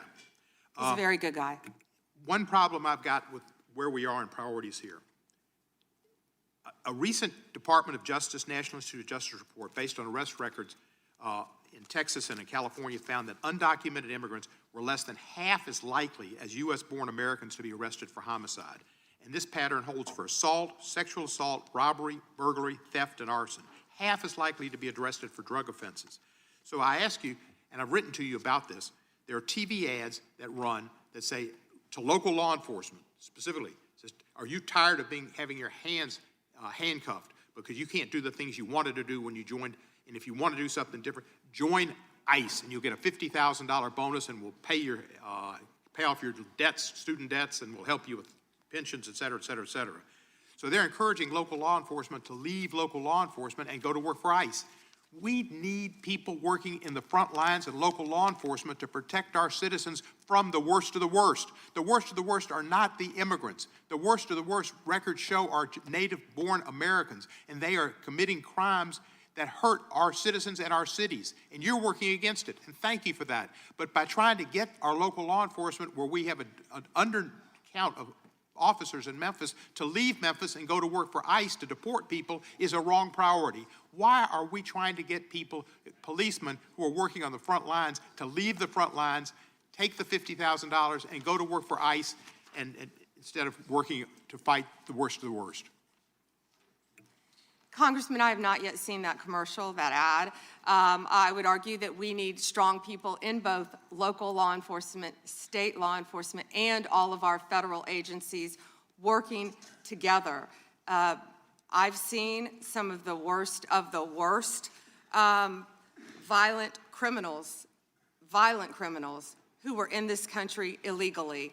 We both know that. And in Memphis, working hand in hand, I want to stick with Memphis and your mayor and what you discussed, because there have been nearly 6,000 arrests as of February 8th, and I think you agree with this, in your district, and almost 600 gang members. What we found in Memphis, a lot of the gangs are local gangs. But 600 gang members were taken off the streets. My time, because I've only 40 seconds. I'm going to agree with you. Yeah. I thank you for that. And 148 missing children were recovered by all of us working together, and nearly 1,000 illegal guns were seized as a result of us working together. And I don't disagree with some of the things you said, but there are questions about those children, but it's a different thing. The fact is, ICE is running rampant, and you are not investigating them. When they killed Mr. Prete, and Miss Good, that was an execution, and you did not investigate it. And you tried to investigate Miss Good's widow, and you tried to investigate Mr. Prete. They were executed like Kristi Noem executed her dog. And that was wrong. And you should investigate those people, and you should investigate anybody that uses a weapon, federal official or not, for civil rights violations. I yield back the balance. Gentleman yields back his time. Madam Attorney General, anytime you need a break, just let us know. If not, we'll just keep going. The chair is now recognized for 5 minutes. Madam Attorney General, you're not allowed to exercise your constitutional rights in a way that tramples on someone else's, are you? No. No, you can't do that. I mean, you have a right to petition the government under the First Amendment. That doesn't mean you can come into this room and start screaming at Mr. Raskin or me or anybody else and disrupt a congressional hearing. You have a right to protest on the street, but that doesn't give you a right to go into the Capitol and disrupt Congress. Something these guys talk about every day. You can't do that. So when Don Lemon said that he was exercising his First Amendment free press rights, freedom of the press rights, that's not really accurate, because he was trampling on other individuals' rights. Is that true? Chairman, we will always protect our churches and the freedom of religion. And yes, that's accurate. First right mentioned under the First Amendment, freedom Right. of religion, freedom to practice your faith the way you think the good Lord wants you to, right? That's right, under the federal government. And isn't it true that Mr. Lemon met at a shopping center with the rioters who entered City's church in St. Paul, met with them prior to marching to the church? He did meet, and this is a pending case right now, so I will only stick to what is in the four corners of the unsealed indictment, if I could, Chairman. Yeah, I'm There's focused a lot more that will come out. But under the four corners of the indictment, yes, he did. They had an operation called Operation Pull-Up. They said they were gearing for a resistance. They met in a parking lot and they caravanned to a church on a Sunday morning when people were worshiping together. And Mr. Lemon said that he live streamed before entering the church with the rioters. Didn't he say we're going to head to the operation? Didn't he say this he said this on camera, is that right? Yes, Chairman, Yeah. and more. That he was in Minnesota and that, as you said, they were gearing up for an operation. So you can't do that. This is why this is, I think, so important that this guy be held accountable, and I think why you guys have charged him and indicted him. Moving to a second subject here. Will John Brennan be indicted? Mr. Brennan lied to the committee, which you're not supposed to do. Last Congress, when we deposed him, he definitely, 18 U.S.C. 1001, we're all familiar with it. He lied to the committee, and the committee, the Congress, and I think the country would like to know if, in fact, he's going to be indicted for lying. And here's why it's so important. I'll give you a chance to respond. Here's why it's so important. It wasn't just that he lied to us, it's what he lied to us about. He lied to us about when all this weaponization against the President of the United States started. He lied to us about the dossier, and specifically what role the dossier played in the intelligence community assessment. Because we know back when President Trump was first elected, first term, this is when it all started, which led to the Mueller and to the impeachment and to the Jack Smith and all the stuff that's happened in the last decade. But it began here, and he lied to Congress about the role he played. And I just want to read a couple of things he said during that deposition before I give you a chance to respond. Mr. Brennan, when asked a question, said the CIA was not involved at all with the dossier. He said it was their purview, FBI's purview, and not ours. He also said the CIA was very much opposed to having any reference or inclusion of the Steele dossier in the intelligence community assessment. Well, that's interesting because declassified information that was declassified this past summer by the CIA says something entirely different. It says, Brennan, I want to put this one up if we have it. It says, Brennan ultimately formalized his position in writing, stating that, quote, this is released by the CIA Director Ratcliffe, my bottom line is that what I believe that information warrants inclusion in the report. He was further asked by an CIA official. The same officer said when he approached the director and asked that the director refused to remove it after being explained this wasn't good, with the dossier's many flaws, he said, yes, but doesn't it ring true? So this is John Brennan using that document to change intelligence community assessment, which I think led to all the stuff we've seen over the last decade. And I think this committee in the country, Congress in the country, would like to know if Mr. Brennan is going to be indicted. What I can confirm is that we have received a referral from you, Chairman Jordan, to investigate John Brennan. His attorneys have made some public statements, but the department is still bound, of course, by our longstanding policy of not discussing matters. What I will say today, I can't confirm nor deny whether there is a pending investigation, but what I will say is no one is above the law. Mr. Chairman, point of order. Weaponization has ended. Yeah. Point of order, Mr. Chairman. Gentleman from New York is recognized for a point of order. If we want to know whether Mr. Brennan will be indicted, you should just ask the president. Not a point of order, but I appreciate you trying to make it one. The gentleman from Georgia is recognized. Thank you, Mr. Chairman. General Bondi, it's been reported that there were at one point 1,000 personnel assigned to the task of identifying and scrubbing Donald Trump's name from the Epstein files. Were those reports accurate?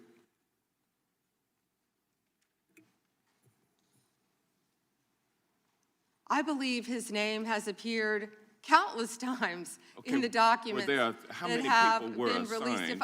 If I could finish, I'm going to read you the stats. I just simply asked whether or not it was true that it was 1,000 folks who were assigned that task. Were those reports accurate? There are more than 500 attorneys and reviewers. I cannot give you an exact number. And who- I I'm wanted to trying ask you, I'm I wanted to answering ask the you question, about that sir. also, because Who this were is a different assisting with question that this you're getting to project? now. There were 500 DOJ At lawyers and others assigned the task of redacting the appropriate information, including identities of the Epstein victim survivors from the Epstein files prior to their release. 500, is that correct? If I could have finished my answer, Well, there were more you than just- yeah, I'm 500 just- attorneys and reviewers who Okay. assisted All right, okay. with the. They That asked a answers question and they don't want an answer. That answers my question, Congressman, ma'am, let and me I'm going to continue. move on. More than. I'm going to move on. From General multiple Bondi, would you districts. You will be in agree? order. This Time is belongs, ridiculous. the time belongs to the gentleman from Georgia. General Bondi, would you agree that your 8 years of service as the state of Florida's Attorney General, the third largest state in the nation, served as an excellent preparation for your current role as Attorney General for the United States of America? Not only that, I was a career prosecutor for, For 18 years. And for 18 years. And for 18 prior years, to being for 18 He years, asked a you question and doesn't prosecuted- want an answer. This is for- theatrics. Well, no, for 18 years, you on. prosecuted serious felony cases, including drug cases, correct? Oh, I prosecuted homicides, I prosecuted capital cases, I prosecuted domestic violence cases, I prosecuted multiple cases, and that's why I feel for all of these victims. And did you ask Merrick Garland this when you were sitting before him, sir? You also prosecuted sexual assault cases and child sex trafficking cases, correct? I answered that question earlier. Okay. I prosecuted All right. multiple Well, cases so when I bottom was line- a prosecutor. bottom If I line, can you're an answer the experienced question. and seasoned- For 18 you're an years. Mr. Chairman, will you a reminder of the rules? The time belongs to the member of the committee. You think are I've a said that a few seasoned times. and experienced prosecutor, correct? I think we've established that. Yes or no? Does he want an answer or not? he wants to When say I no. I want a answer, yes I or get no cut off. answer. I think he wants the I same want a answer. yes or no I answer, can- but yeah, I can I'll explain my live with what you experience. I'd have be already love to said. explain Let my me ask you. experience. Let me ask you this questions. Clearly, in you the don't have any. prosecution of sexual assault cases, you are acutely aware of how important it is to protect the identity of victims of sexual assault, correct? I have addressed this multiple times. I think others were cutting me off when I was trying Well, to. I just simply asked, are you aware of the fact that it's vitally important to protect the identity of sexual assault victims as you prosecute their, the people they accuse of assaulting them? Isn't that correct? Excuse me.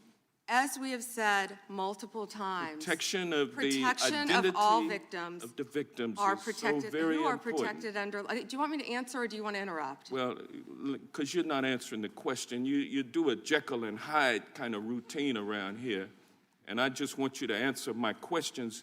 What does Jekyll and Hyde mean? Can you Well, it explain means that? you're nice to the Explain that. Republicans and you turn like Hyde on Democrats. But let me ask you this, ma'am. We have the Epstein victim survivors here today. Representative Jayapal asked a simple question. If you would be so kind and honorable as to turn around and face them and apologize to them for outing them.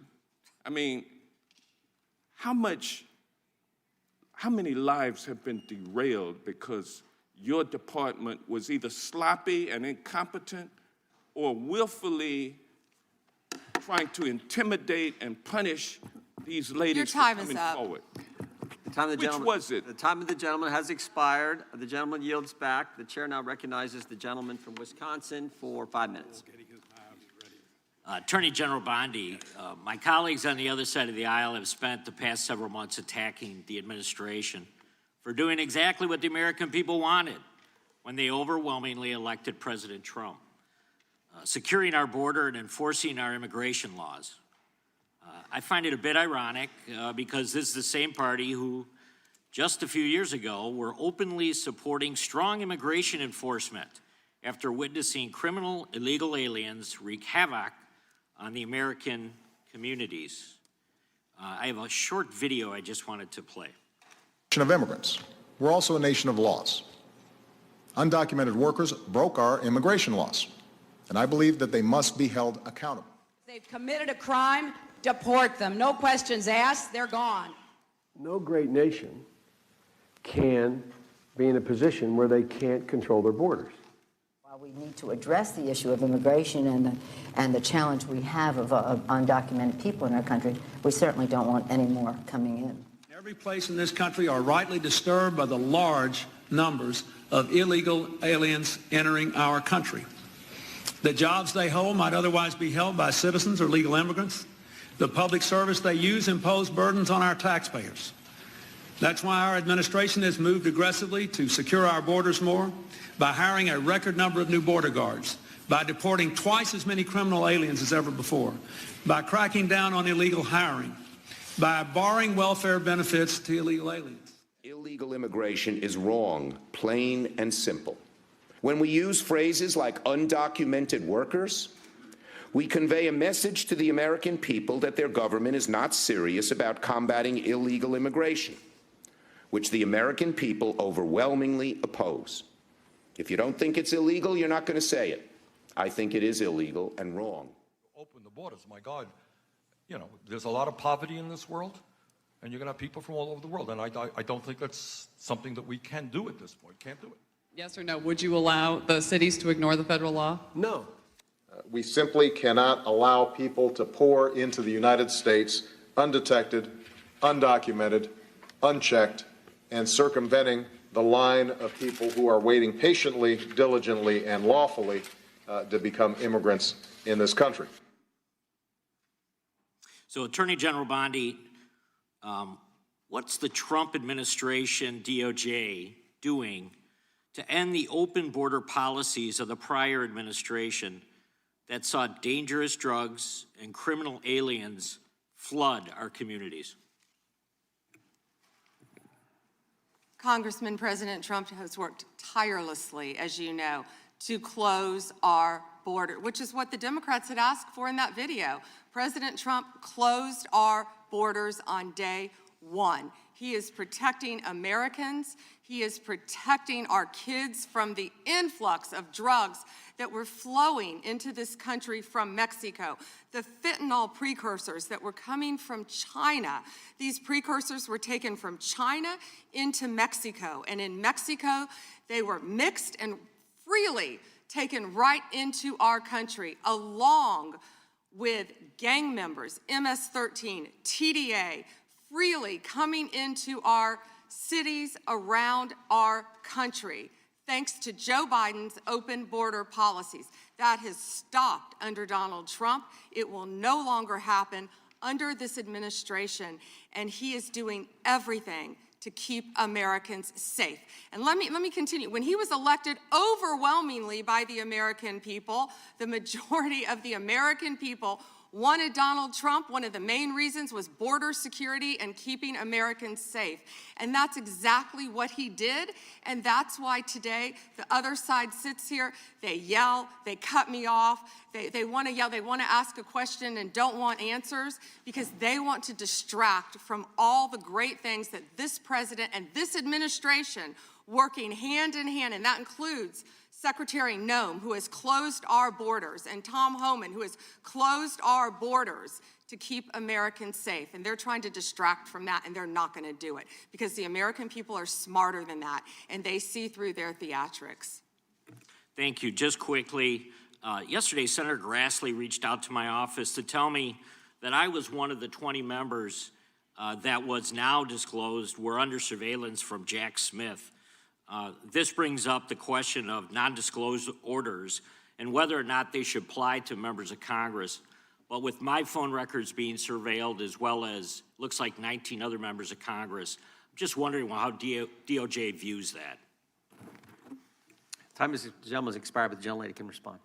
As I stated earlier, Congressman, anyone's records who were illegally obtained, Democrat or Republican, we will fight vigorously to stop that. Anything with Arctic frost, I can't discuss right now. And isn't it true, Madam Attorney General, the DOJ has changed their policy? You can't do that now. The DOJ is not going to go do that and ask the judge for an NDO. Absolutely. Yeah, good. That in and of itself tells you why how wrong it was. The chair now recognizes the gentleman from California. Great, thank you. Madam Attorney General, you acknowledged earlier to Mr. Johnson that President Trump was mentioned and the release countless times, you said, in the Epstein files. I just want to play a video, though, for you that I think speaks to the frustration that many of these victims have. Of times Trump's name appears in the files, so it could at least be 1,000 times. Is that right? The number is a total misleading factor. We have not released anyone's name in the Epstein files that has not been credible. Director, could it at least be 1,000 times? We have released every piece of legally permissible information. Okay, you can so characterize the numbers however you want it. Claiming my time, Director. It sounds like if you don't know the number, it could at least be 1,000 times. Which It's not. leads me- It's not. Is it at least 500 times? No. Is it at least 100 times? No. Then what's the number? I don't know the number.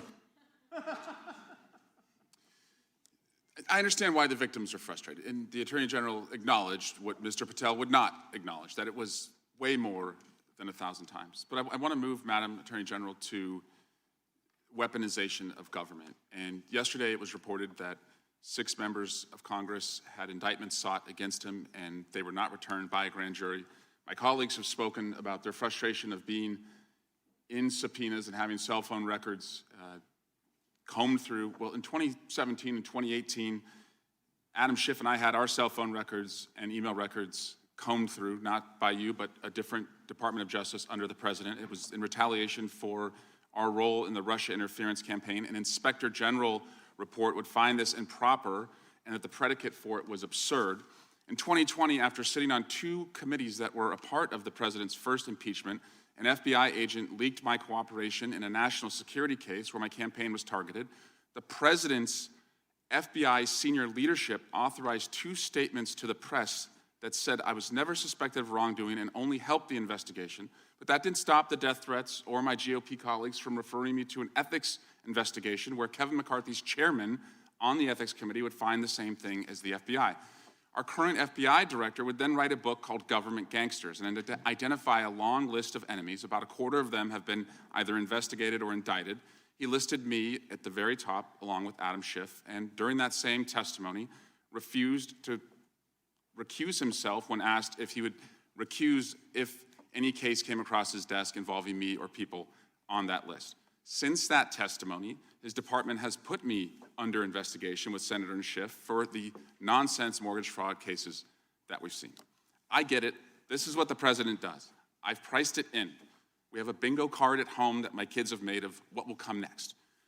I expected that the president would come after his enemies. But what I want to talk to you next is serious, and I did not expect this would happen, and I'd like your help on it. The president has inspired death threats against me and many sitting up here with me. In June 2025, an individual left 11 voicemails at my district office. On the voicemails, they said, "Get the message to him. I'm going to hunt him down, that motherfucker, and toss his ass over the Golden Gate Bridge by my fucking self." Donald Trump's Department of Justice in the Northern District of California declined to prosecute. On May 14, 2025, on Twitter, responding to something I posted, an individual said, "No, it wasn't Eric, and now I'm going to kill you." The Department of Justice from the Southern District of Texas declined to prosecute. May through December of 2025, we received messages at my office that said, "I hope somebody shoots you and your children and your wife in the head. Pew, pew, motherfucker, pew, pew." I would stay indoors as much as possible, and my children, unfortunately, have to do that. The Department of Justice has not charged this individual and cited that he's a prolific caller and has health conditions, although what we have found in our own investigation and his voicemails is that he has said he will employ others to do this. The president can come after me. It's fine. I'm in the arena. So are these folks.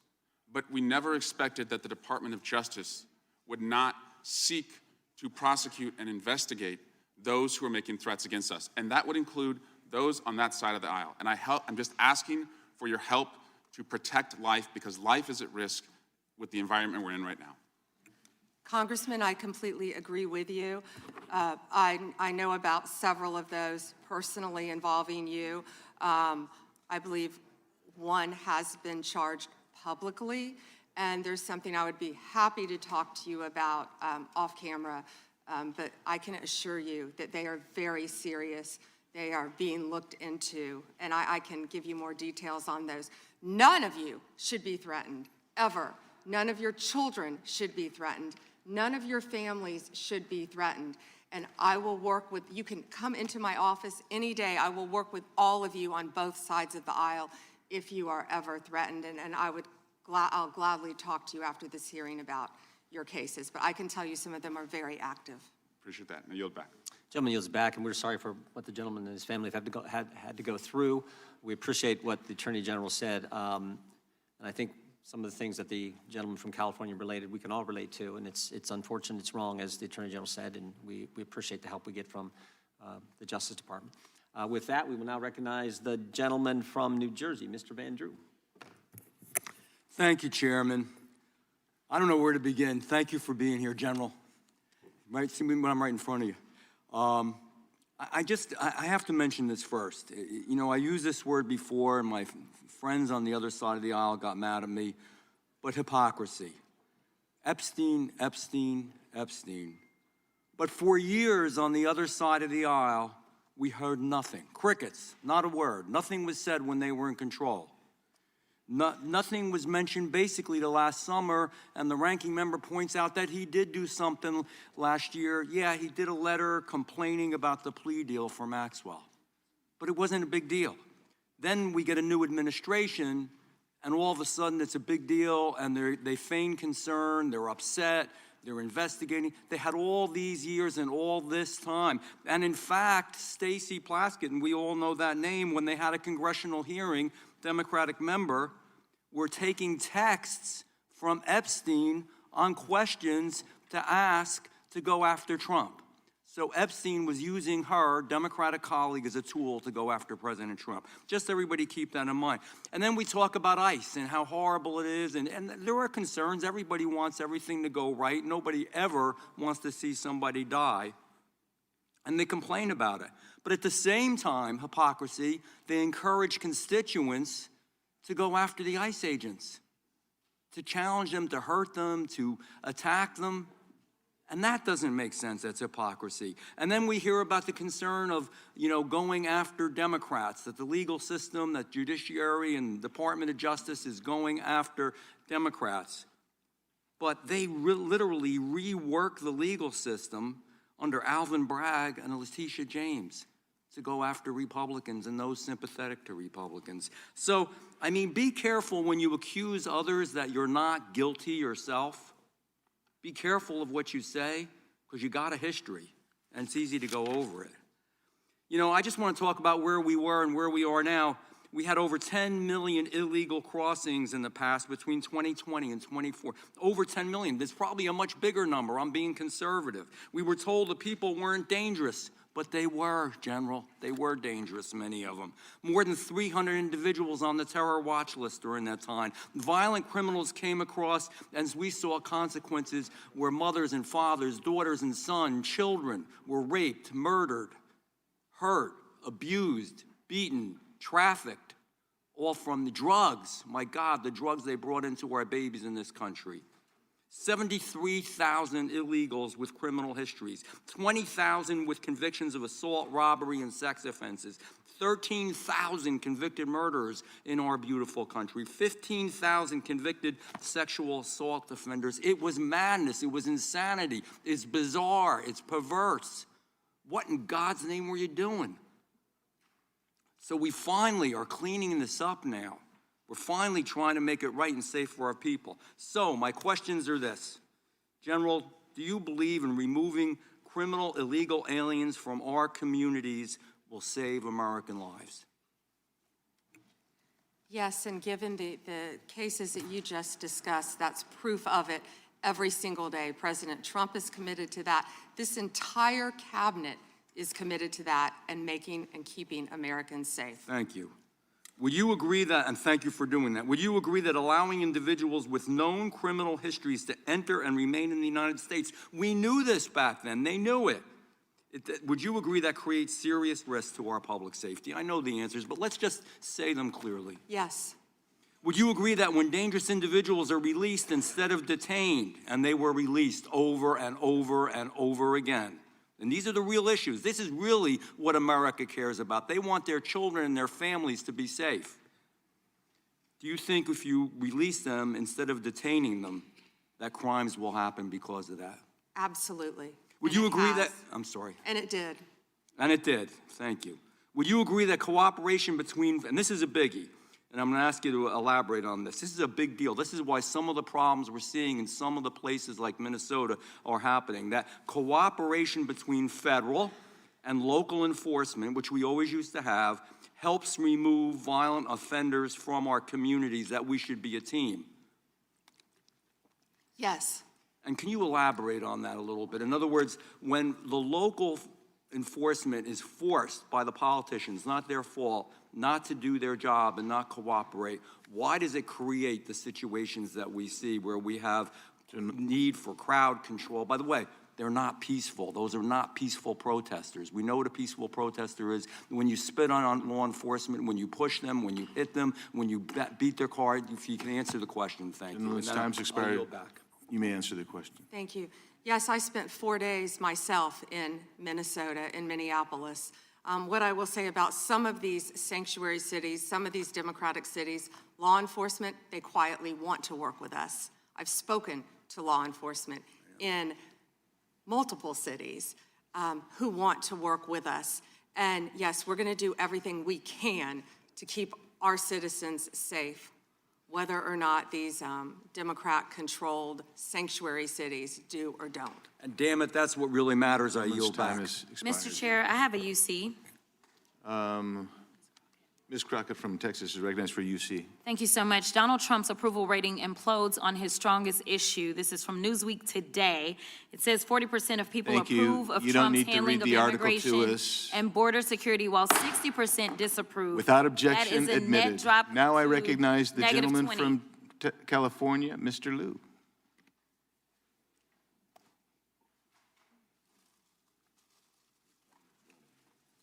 Thank you, Attorney General Bondi, for being here today. I'm going to show you two photos. Thank you. I'm going to show you two photos of former Prince Andrew. Prince Andrew attended various parties with Jeffrey Epstein. Under the law Congress passed, you were allowed to redact photos to protect the victims of Epstein's sex trafficking operation. You redacted the photos of this victim's face because you were following the congressional law. Is that correct?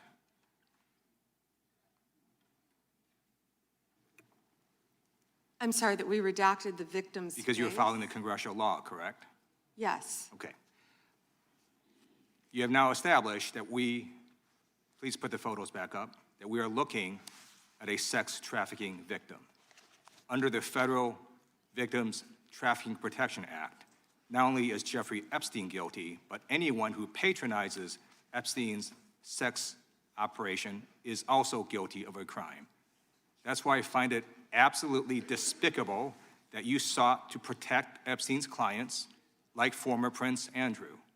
Last July, you closed the case on Epstein's abusers. The July 2025 memo from your Department of Justice stated, quote, "We did not uncover evidence that could predicate an investigation against uncharged third parties." These two photos, please put the photos back up. These two photos staring you in the face are evidence of a crime and more than enough evidence to predicate an investigation against former Prince Andrew. So I ask you, Attorney General Pam Bondi, why did you shut down this investigation last July, and why have you not prosecuted former Prince Andrew? I don't believe you asked Merrick Garland these questions when he was Attorney General and set before. I agree with you. You twice. I'm reclaiming my time. Never I agree mentioned with you. I agree with you. During Were the you not here Biden administration, I called for people looking at Epstein files. Merrick Garland dropped the ball, as did Attorney General Bill Barr, as did Alex Acosta, a whole string of failures. But you are in charge. You have the power to change things, to hold these men accountable, and you're doing the opposite. You're protecting them. So I want to move on to another man. Can I answer Donald that, Trump. though? I want to move on to another Can I answer question. your question about protecting You Prince answered the Andrew? question. You're saying no. I love this. I want to discuss another man, Donald Trump, who is all over the Epstein files, like former Prince. Here's a video.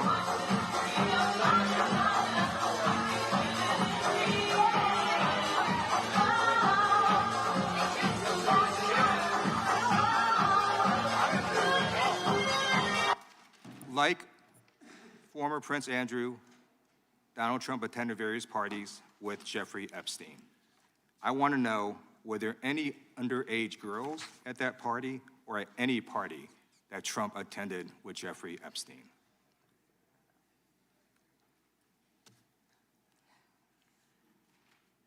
This is so ridiculous, and that they are trying to deflect from all the great things Donald Trump has done. There is no evidence that Donald Trump has committed a crime. Everyone knows that. This has been the most transparent presidency. He's the one that asked that those files I'm reclaiming my time. be I got your released. answer. You said there's no evidence. Trump asked Mr. Chairman, please that stop the he clock. sign Stop the clock. the legislation.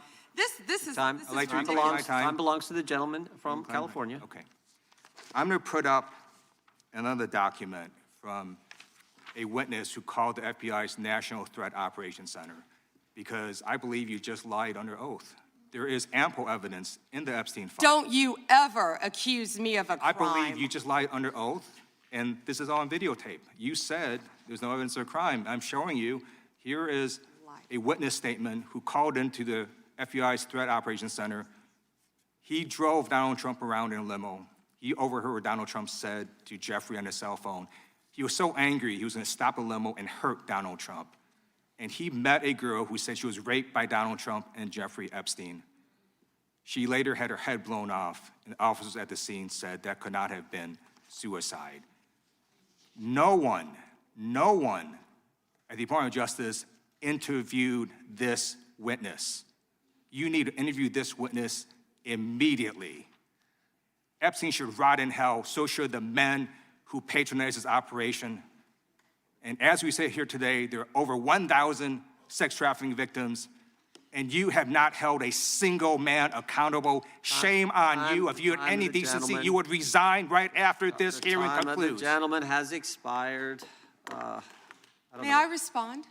Yeah, I don't know how you respond. No one can. I did not ask a respond, question, but Mr. he Head. doesn't You're want allowed to talk to. about I did the not ask a horrific question. crime in California.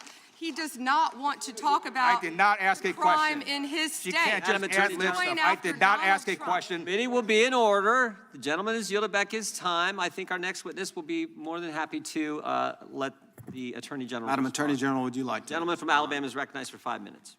You have a few minutes to respond. Thank you, Congressman. This is what Congressman Liu didn't want to talk about.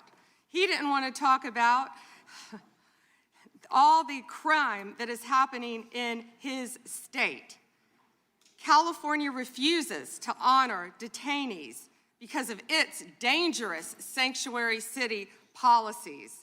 The refusal means California has released 4,561 criminal illegal aliens onto its street.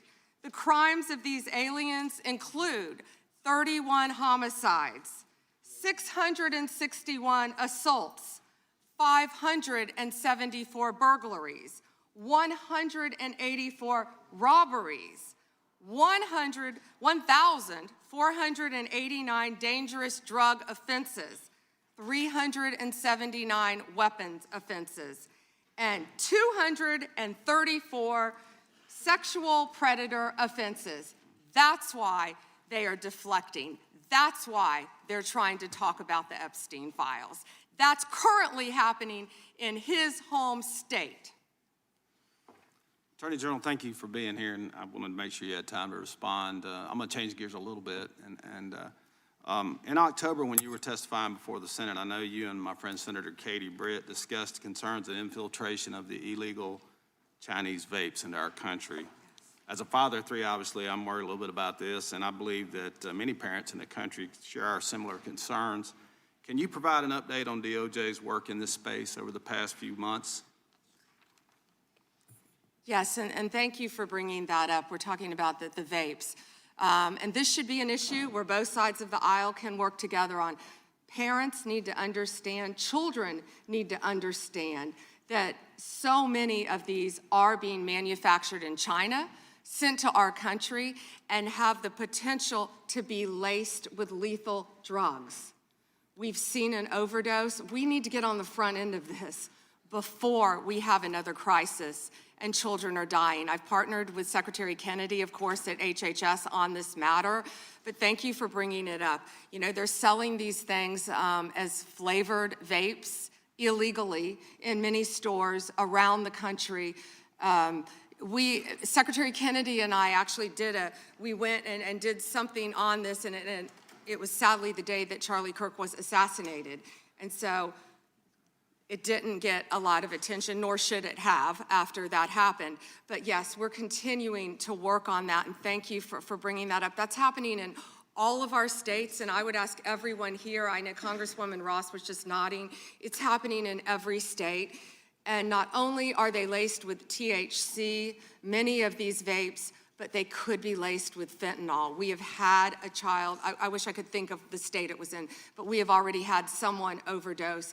And we have to get together on this, and we have to get on the front end of this. And I would love to work across the aisle on this to protect our kids. How many school kids do you see now vaping? And it's not only, I believe a vape has 20 cigarettes, but you know, that's one vape is 20 cigarettes, I believe it is, but also what they could be laced with, because so many of them, the majority of them, are manufactured in China. Sure, and if you need additional resources, please let us know as you're going through the process. And then I'm going to Thank you. change gears one more time on you.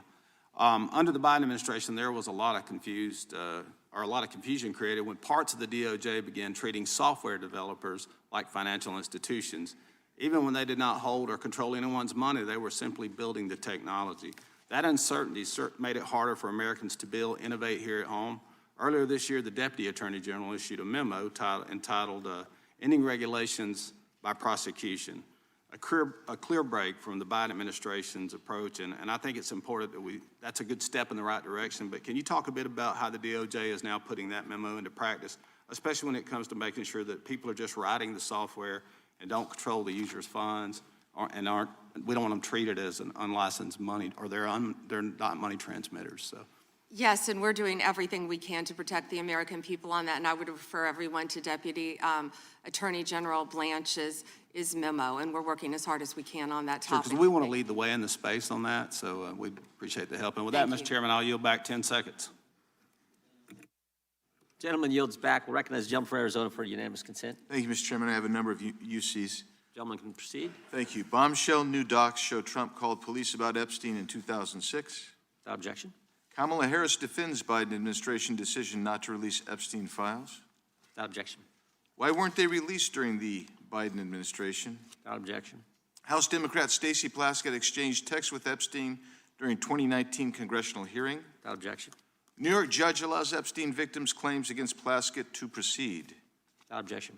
Hakeem Jeffries solicited funding from Epstein in 2013 after financier was convicted child sex offender. Without objection.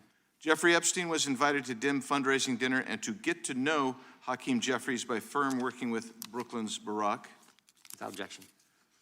An email from Leslie Groff to Jeffrey Epstein concerning Hakeem Jeffries fundraising. Epstein file says Biden was replaced in 2019, question mark? Without objection. Thank you. The gentleman yields back. The gentleman from California is recognized. Mr. Correa. Thank you, Mr. Chairman, and welcome, Ms. A.G. Bondi. I agree with you. Our top priority should be protecting Americans. In my past life in the California State Legislature, I did a lot of work on solving sex crimes, passing legislation to update our codes. And I found that the biggest challenge to solving sex crimes is reporting them. Victims have to have the guts to stand up to report those sex crimes. But it's not easy. It's the most unreported sex crime there is. Crime there is sex crimes. It's painful, humiliating. A lot of time the victims don't think anything's gonna come out of their reporting these crimes. Then we have adults who as children were molested, boys and girls who will live in silence for the rest of their life. I believe the Epstein files are just one of many sex rings, sex crimes taking place in our society today. I hear 1,200 Epstein victims, some additional victims as young as 9 to 10 years old. The challenge I have today, what bothers me today about this hearing, Madam AG, is what's the message we're sending out there on Main Street? Shouldn't ask a question I don't know an answer to, but I'm gonna ask the victims behind you right now. First, can you please stand up? And then, can you please raise your hand if you think after everything you've heard today, you feel that our AG, the feds, have your back? Do we have your back? Raise your hand if you're confident that we got your back. And that's the issue, Madam AG. We've got to make sure that victims stand up and report the crimes. Otherwise, we're going to be taking a step backwards. Today, AI, cyber, social media, the new realm for people to be hurt, attacked sexually. These are the areas I'd welcome the opportunity to work with you on. It's not your problem, it's not my problem, it's our problem. But to have redacted files that are not showing us the names of these predators is wrong. These are very powerful people. This was a very expensive business, and we don't know who they are. I would imagine they're very prominent Republicans, very Republican Democrats, and we are covering up for them. We got to know what's going on out there, Madam AG. It looks like you want to say something. I'm going to give the opportunity to address my statement. I look forward to working with you on any crimes involving child sex predators, children, and also cyber crimes. That is a tremendous problem now throughout our country. AI, you are correct. AI is causing great problems online we're working on that though. AI is an incredible tool, but it also can be fraught with peril with victims of crime. I've experienced that with someone I know who we've been trying to help. I look forward though to working with you on that and all Madam, cyber crimes. Can I? Please, go ahead. And as I said before, to any victims, we ask them to come forward to our office, and we want to work with them. I have never not worked with a victim, and I believe I've actually spoken to several of the Madam, victims' if I can reclaim my time, I only have a minute. behind me. If I can reclaim my time, I just think we start out by making sure those redactions are unredacted, those Epstein files, to make sure that the public, according to the law, following the law, that those names in those files are made public. We have to make sure we tell those predators there is no place for them to hide, and if they commit the crime, they're gonna fry for it. It starts with showing us the names of the perpetrators in the Epstein files. May I respond to that? Sure. Okay. So if any man's name was redacted that should not have been, we will, of course, unredact it. If a victim's name was unredacted, please bring it to us and we will redact it. We were given 30 days to review and redact and unredact millions of pages of documents. Our error rate is very low, but there are victims are always right behind you. We've got to convince them that we're doing a good job everything of we can protecting to help the them. victims. We will Thank do you, everything Mr. we can. Chair, I'm out of time. Gentleman yields back. The gentleman from California, Mr. Kiley, is recognized. Thank you, Mr. Chair. Good morning, Madam Attorney General. I wanted to return to a point that the chairman raised at the beginning of this hearing, which is these jurisdictions that refuse to honor detainer requests from Immigration and Customs Enforcement, often called sanctuary jurisdictions. Now, I know that you are not involved directly in immigration operations per se, but you do deal with the legal issues surrounding these jurisdictions. So let's say we have someone who's here illegally, who has committed a crime that, like the thousands of people you mentioned in California, murderers, sexual predators, drug traffickers.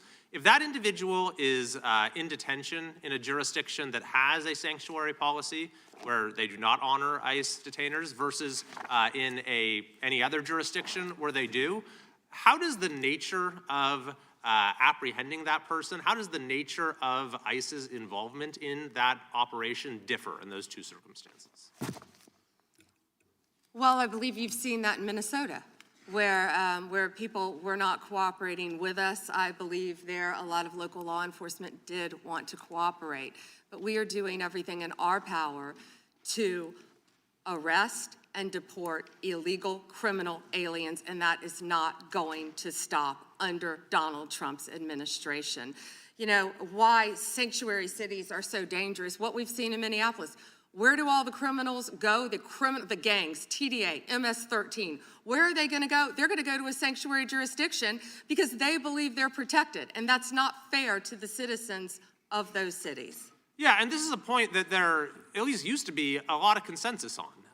The idea that, you know, it's better to do a handoff to the immigration authorities in a custodial setting rather than releasing them where they have to be apprehended in the community. This is Alejandro Mayorkas when he was before this committee, not exactly a paragon of border security, but he said, "I do not consider it in the service of public safety to release an individual into the community when that individual can be released to Immigration and Customs Enforcement for prompt removal." Now, his words are one thing, his actions are another. But when you have jurisdictions across the country, including my state of California, doing systematically precisely the thing that even Alejandro Mayorkas said threatens public safety, I mean, what does that say to you? It's a danger to the citizens of your community, and thank you for fighting to protect them. Absolutely. And you know, we're having this conversation right now in relation to Homeland Security funding. And I believe there are some common sense reforms that have been proposed that folks on both sides would agree make sense. But those reforms have to go hand in hand with reforming this reckless practice of refusing to cooperate, refusing to honor detainers, and declaring oneself to be a sanctuary. So I'm hoping that we can find bipartisan support for what has long been a bipartisan principle. I want to go to a second topic, which is the school board memo, which I know that you have rescinded. And it was initially promulgated by Attorney General Garland when he came into office with President Biden, essentially opening an investigation into parents who were showing up at school board meetings and expressing their views on COVID policies, masks, various other issues, and using the full apparatus of federal law enforcement and counterterrorism to go after these parents. Now, he said this was because there was an increase of threats, but when even his own FBI director, Christopher Wray, was before this committee, he said there was no evidence of an increase in threats.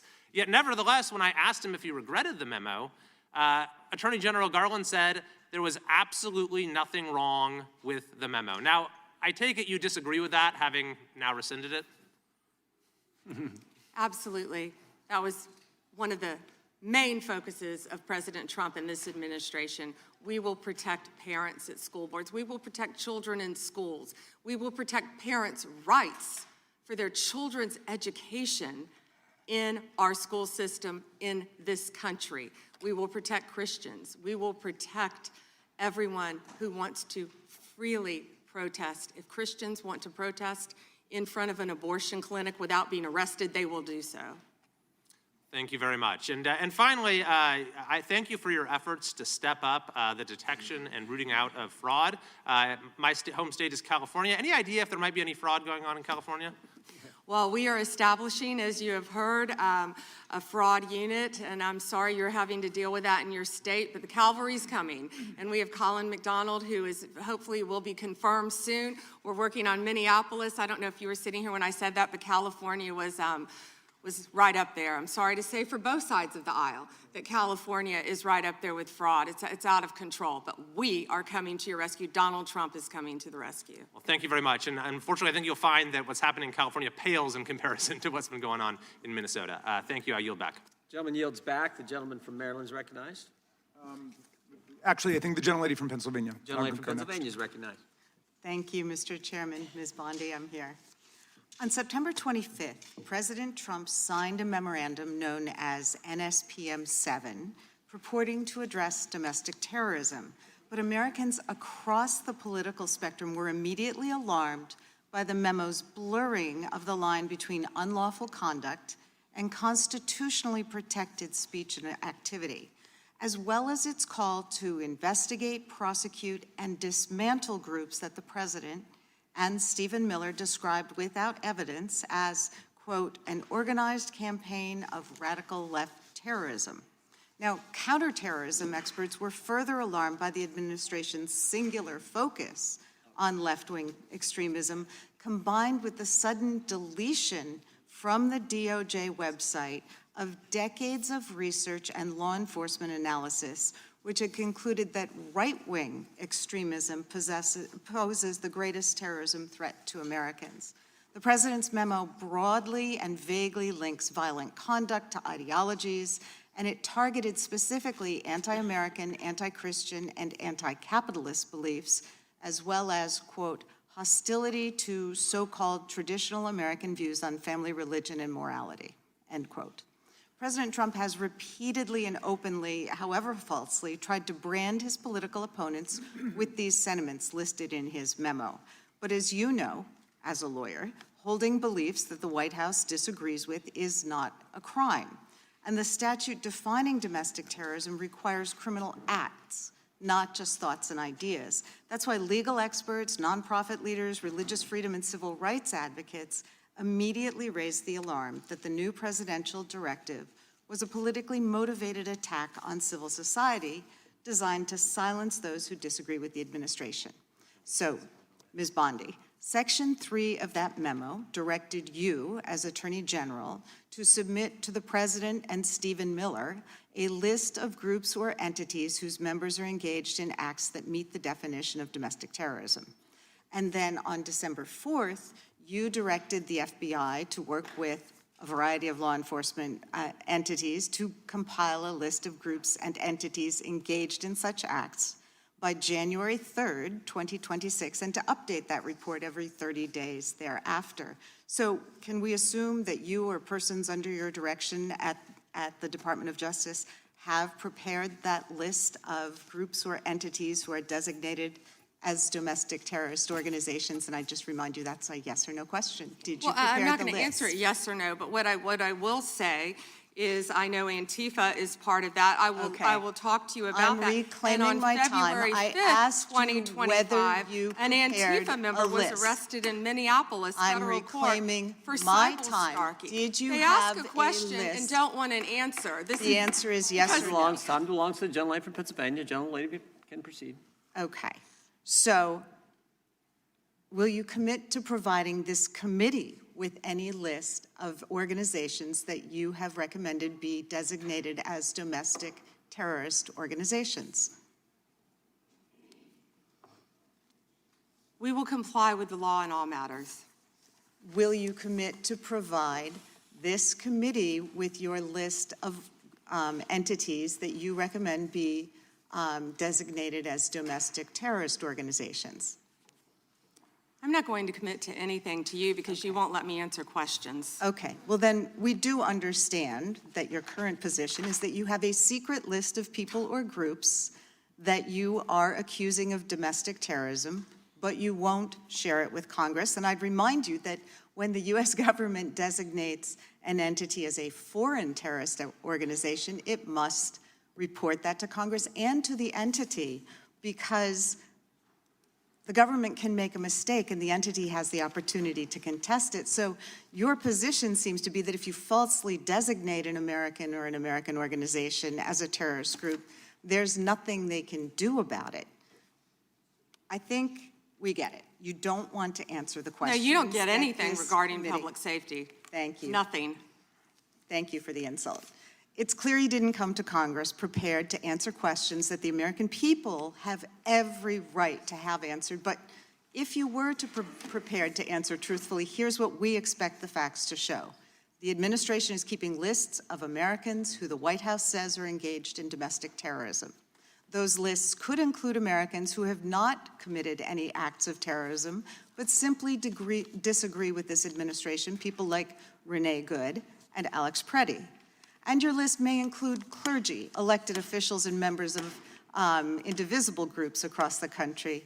And those lists likely don't include Proud Boys or Oath Keepers who were actually convicted. Americans have never tolerated political demagogues who use the government to punish people on an enemies list. It brought down McCarthy, it brought down Nixon, and it will bring down this administration as well. And you were right. I yield back. That's why we're so glad they rescinded the That's memorandum targeting parents. For goodness sake, as the gentleman from California just pointed out in his 5 minutes, the gentleman from Kentucky is recognized for 5 May I minutes. respond very briefly to her statement? Well, I think we can do that Okay. probably on Next. one of our members' time. Okay, thank you. I don't want that to get away. Thank you. Yep. Thank you, Mr. Chairman. Behind me, I have 3 documents from the DOJ production that are emblematic of the massive failure of the DOJ to comply with the Epstein Files Transparency Act. To my right is an email that was sent by the victim's lawyers to the DOJ. It was a list of names not to redact, a list of names not to release. What did the DOJ do with this email? They released this email in the document production. Literally the worst thing you could do to the survivors, you did. And they're getting phone calls. A lot of these people didn't want to be known. And we know you touched the document because you redacted one name and you redacted the lawyer's name, but you left the survivor's name there. The next document I want to show you, that was in the title, the victims' survivors' names, all right? The title of this one is Child Sex Trafficking, Co-Conspirators, fully redacted. And by the way, I'm going to unredact them here. Les Wexner is in this. Now, your your deputy attorney general said, oh, well, he appears hundreds of times in the files, but he doesn't appear in this file until I forced you to release it, where he's listed as a co-conspirator, not to tax evasion, but to child sex trafficking, not to prostitution, not to money laundering, child sex trafficking. And then finally, what we have here is the third exhibit that I have is emblematic of the FD 302 release. These are the documents that we need that you're holding on to and over-redacting because they have the names of the men who are implicated. How do we know? Because the survivors gave testimony to the FBI, and it's in there. And what happens when you go to the portal at the DOJ to look at what's behind this redaction? Another redaction. So we can't even see them. And then there's some of these files you've pulled down from the website that we will never see because we can't search the redactions. So I have several questions for you.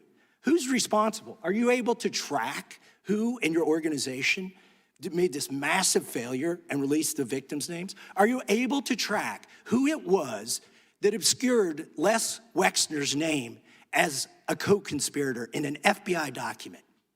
Do you have that kind of accountability? I believe Wexner's name was listed more than 4,000 times. Yeah, I already told you that. This is where he's listed as a co-conspirator. Can I finish my answer? Come on, let me finish my answer. We corrected that within 40 minutes. He was already, you're acting like everybody's trying to cover up Wexner's name. Reclaiming my time. I'm going to answer this question. Reclaiming my time. Mr. Mr. Chairman. This isn't how this works. Can I have my time back? Mr. Chairman. The gentlelady can give her answer. The time belongs to the gentleman from All Kentucky. right, I'm reclaiming my time. Can I give my answer? So Yes. I'm going to put the language of the bill up on the screen. Chairman, Because may I I have give another my question. answer on that? Here's It's a political the question. joke, and I need to give my answer Yeah, on that. we'll let the Attorney General respond, and then the gentleman can move to his Chairman, next question. it's my time. Within 40 Chairman. minutes, you asked me a question. You can give Within me- 40 minutes, Wexner's name was added back. Within 40 minutes of me catching you red-handed. There was one redaction out Where of he's over listed as a co-conspirator. 4,700, and we invited you Show the in. video. This guy has Trump derangement syndrome. He needs to get, you're a failed politician. Gentlemen, You need to I get want on you to these watch the video. matters. Mr. Chairman, please restore his time and remind the witness of the rules here. There is no credible information. None. If there were, I would bring the case yesterday that he trafficked to other individuals. Is that your position as well?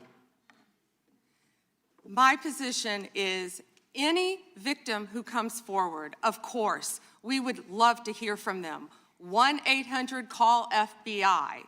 Did you ask Merrick Garland that the last 4 years? Did you talk about Epstein? I am reclaiming at all my the time. last I'm 4 glad you're years? asking about Merrick Garland. You don't get to reclaim because time this when is you don't- bigger than when you can't- Watergate. when I don't answer a question the way This you goes want. over 4 administrations. You don't have to go back to Biden. Let's go back to Obama. Let's go back to George Bush. This cover-up spans decades, and you are responsible for this portion of it. And that's now, where the I want to most know at what transparent- point did the FBI and the DOJ decide that Lex Wessner was not a co-conspirator? Because our Epstein Files Transparency Act requires you, please put it back on the screen, please, to release the internal decision about whether to prosecute him or not, and it's not in the files, and it's not in the files for any of these other men. Time of the gentleman has Which, expired. may she answer? And he's a hypocrite because he voted against the ban that we were talking about on deep fake AI porn. Only 2 people voted against it, and you were one of them, hypocrite. The gentleman's time has expired. She didn't answer the question. Mr. Yeah, Chairman. I would, point of Mr. order. Chairman, could she answer the question? Chairman, I was wondering, The gentlelady's allowed, the Attorney General's allowed to respond the way she wants to respond to any member's questions, Republican, Democrat. All right, I have unanimous consent request. Gentleman's recognized for a UC. All right, this is an example. I'm submitting these 302 forms that are entirely redacted, even when you go to look at them. Without objection. I'm submitting a witness statement that implicates Les Wexner. Without objection. I'm submitting an article from the New York Times that the DOJ released nude photos and Without objection. identifiable pictures of the victims.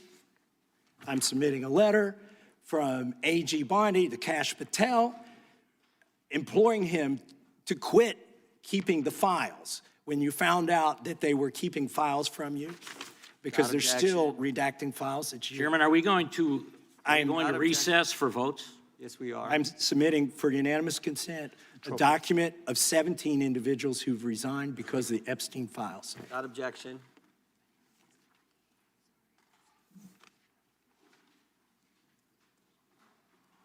Just want to check on how much time we have left in votes, but one thing I've learned here of late that they'll wait on us.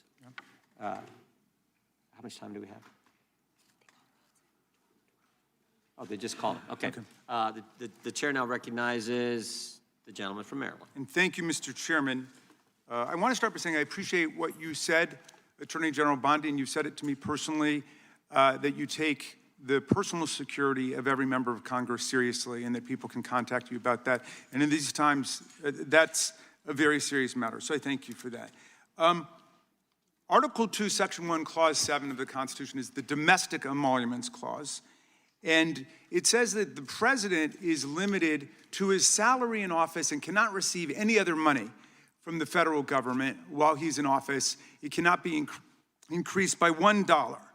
This president is the first president in U.S. history who has repeatedly sued the federal government for $230 million for the judicial search warrant at Mar-a-Lago, which was perfectly lawful and was never struck down. But now he's suing the IRS for $10 billion. He's suing the IRS for $10 billion, which I think is around 80% of its annual budget, because his tax returns were leaked. And they were illegally leaked by a private contractor who actually is in prison now, Charles Littlejohn. But he wants $10 billion. Now, but I want to ask you the question of whether you think it would violate the Domestic Emoluments Clause for you to settle that $10 billion case or any of the other claims that the president has made against the government. He himself has remarked, it's interesting because I'm the one that makes the deal, right? And he says, I kind of have to work it out with myself. Do you think it would violate the Domestic Emoluments Clause for the president to work out a deal from people who are his subordinates under his unitary executive theory to get money in one of these cases? I'm not going to discuss pending litigation. Okay, so theoretically you're saying because his privacy rights were violated in that tax case, and they were. I'm with the president on that. I mean, his Mar-a-Lago thing is ridiculous, but there's no doubt that his tax returns, despite the fact that he promised to release them, despite the fact that every other president released the tax returns, he suffered embarrassment when it showed that he hadn't paid taxes for several years, and he had a right for that not to happen. Now, I want to turn back to the Epstein survivors, because President Trump may have been a little bit embarrassed by the release of those tax returns. How much do you think the claims of these survivors are worth? As the good congressman from Kentucky just pointed out, there were lots of survivors who had decided, for reasons of their own, never to release their names. That determination was represented to people in Congress, and we built it into our federal law that their names could not be released, and yet you published their names, their phone numbers, their addresses, personally identifying information. If Donald Trump can get $10 billion theoretically from the Department of Justice, how much should these people get for a far worse violation of their privacy rights and a far greater danger established to them in their lives? Do you even know who Chase Mulligan is? You're so obsessed with, you don't, do you? I'm going to teach you the rules again. You're the Attorney General of the United States. We have rules here. You're obsessed with him. You're the Attorney General of the United States. You're obsessed with Donald Trump. You have Trump derangement syndrome. Mr. Chairman, I'd like my time Mulligan will be restored. I'd like my time restored. In your district. In your district, and you don't even know about it, about keeping children safe from online predators. Time belongs to the gentleman from Maryland. The gentleman can proceed. Yeah, and I want the whole country to look at this, because this is the Attorney General of the United States whose job is law enforcement. We've never had a witness who has misunderstood our rules and been unable to conform his or her conduct to our rules before.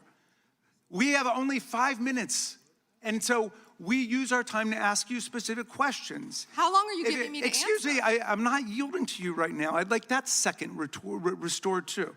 So, Ms. Bondi, the way it works is we ask you a question and you answer it, and if you go off on a wild goose chase, another tangent, you start reading statistics, or you start talking about stuff going on in our district, and by the way, I invite you to my district. Come to my district, but that's not what we're here to do today, okay? So, and you do that, then we're allowed to say we reclaim our time. At that point, you have to be quiet. You have no choice. You have to be quiet. So I hope you understand the rule at this point. Now, here's what I want to ask you. You're in law enforcement. We've seen all kinds of evidence of crimes. And when we go over to the Department of Justice for the 4 computers for every member of Congress, we see more evidence of crimes. Will you create a joint task force of the Department of Justice and governors and state attorney generals and district attorneys across the country to investigate the crimes that have taken place against these victims and more than 1,000 like them? The DOJ is not doing its job. Will you create a task force with state and local law enforcement to make that happen? Gentlelady can respond if she wants to. Thank you, Chairman. He called Chase Mulligan a wild goose chase and didn't even know who he was. He is a defendant in your own district who preyed on girls. Mr. Chairman. Well, you know what? If he were part of the Epstein investigation, you wouldn't do anything about it. Online chat rooms and committed sextortion. Yet he didn't even know in your tiny little district who he was. Mr. Chairman, she's embarrassing you. He's about to be This is your committee, and she is embarrassing you. Shame on you. The time of the gentleman has expired. I would remind the committee that last Congress, Secretary Mayorkas was here numerous times, and he wouldn't answer our questions, even when we sent them to him ahead of time in writing. So that's what we've had to deal with. I think the Attorney General is doing just fine. We have votes shortly. I will go to the gentleman from Virginia, and then we will take a break to head to the floor. I thank the Chairman, Attorney General Bondi. Thank you for being here. And I wanted to thank you for your work at DOJ in restoring the rule of law. encouraging transparency surrounding Jack Smith's partisan investigations into President Trump, declassifying information about the Russia collusion hoax, cracking down on sanctuary jurisdictions, and establishing the National Fraud Enforcement Division. Let me first go to securing the border and immigration enforcement. Our new governor has recently rescinded 287G cooperation between the state and ICE. Can you talk about, have you evaluated the public safety impact, how that would affect safety in Virginia to withdraw that support, and what that would do to criminal activity involving illegal immigrants in Virginia? Yes, it would be detrimental. And as you know, Congressman, one of the top members of MS-13 in the entire country was living in Virginia, in a suburb, among all of us, living not even probably half an hour away from where we are now. And the cooperation previously with the governor, with the members of the state of Virginia, helped catch him and take him off our streets. An illegal MS-13, one of the heads for the entire country, was living in Virginia, and it's a shame that that's happening now, and thank you for talking about it, because we're going to keep America safe. And when people feel like they can flee to these cities and states and be safe, they can't, because Donald Trump is going to protect Americans. We're going to protect the citizens there, whether or not the governors, the mayors are going to do it or not. But President Trump is. We're going to keep Americans safe from violent gang members like he's been doing this last year. We appreciate that. We appreciate your work to make that happen in Virginia and keep Virginia safe. I want to move on to the Fraud Enforcement Division that you've established. My understanding is that this initiative is intended to centralize, coordinate enforcement of fraud laws related to government programs. You've talked about Minnesota, you've talked about California. Would this affect Virginia as well? Because we have fraud in Virginia as well. Absolutely, and we look forward to working with you. Would this affect things like long-term care accountability, senior living facilities engaged in Medicaid fraud, including systemic overbilling practices and the misappropriation of taxpayer-funded benefits? That is exactly what it's set up to help. Okay. I know that whether it was related to fraud specifically or another subject, that under the Biden administration, there was a sitting member of the Virginia General Assembly under investigation. Is that investigation still ongoing? Can you speak to that? I can't discuss that. Okay. I'm going to move on to the Second Amendment rights of law-abiding Americans. Last year, President Trump signed the One Big Beautiful Bill into law, which included the Hearing Protection Act, part of it that was sponsored by myself and Congressman Clyde. It reduced the national firearms tax, $200 tax on suppressors and short-barreled firearms, to zero.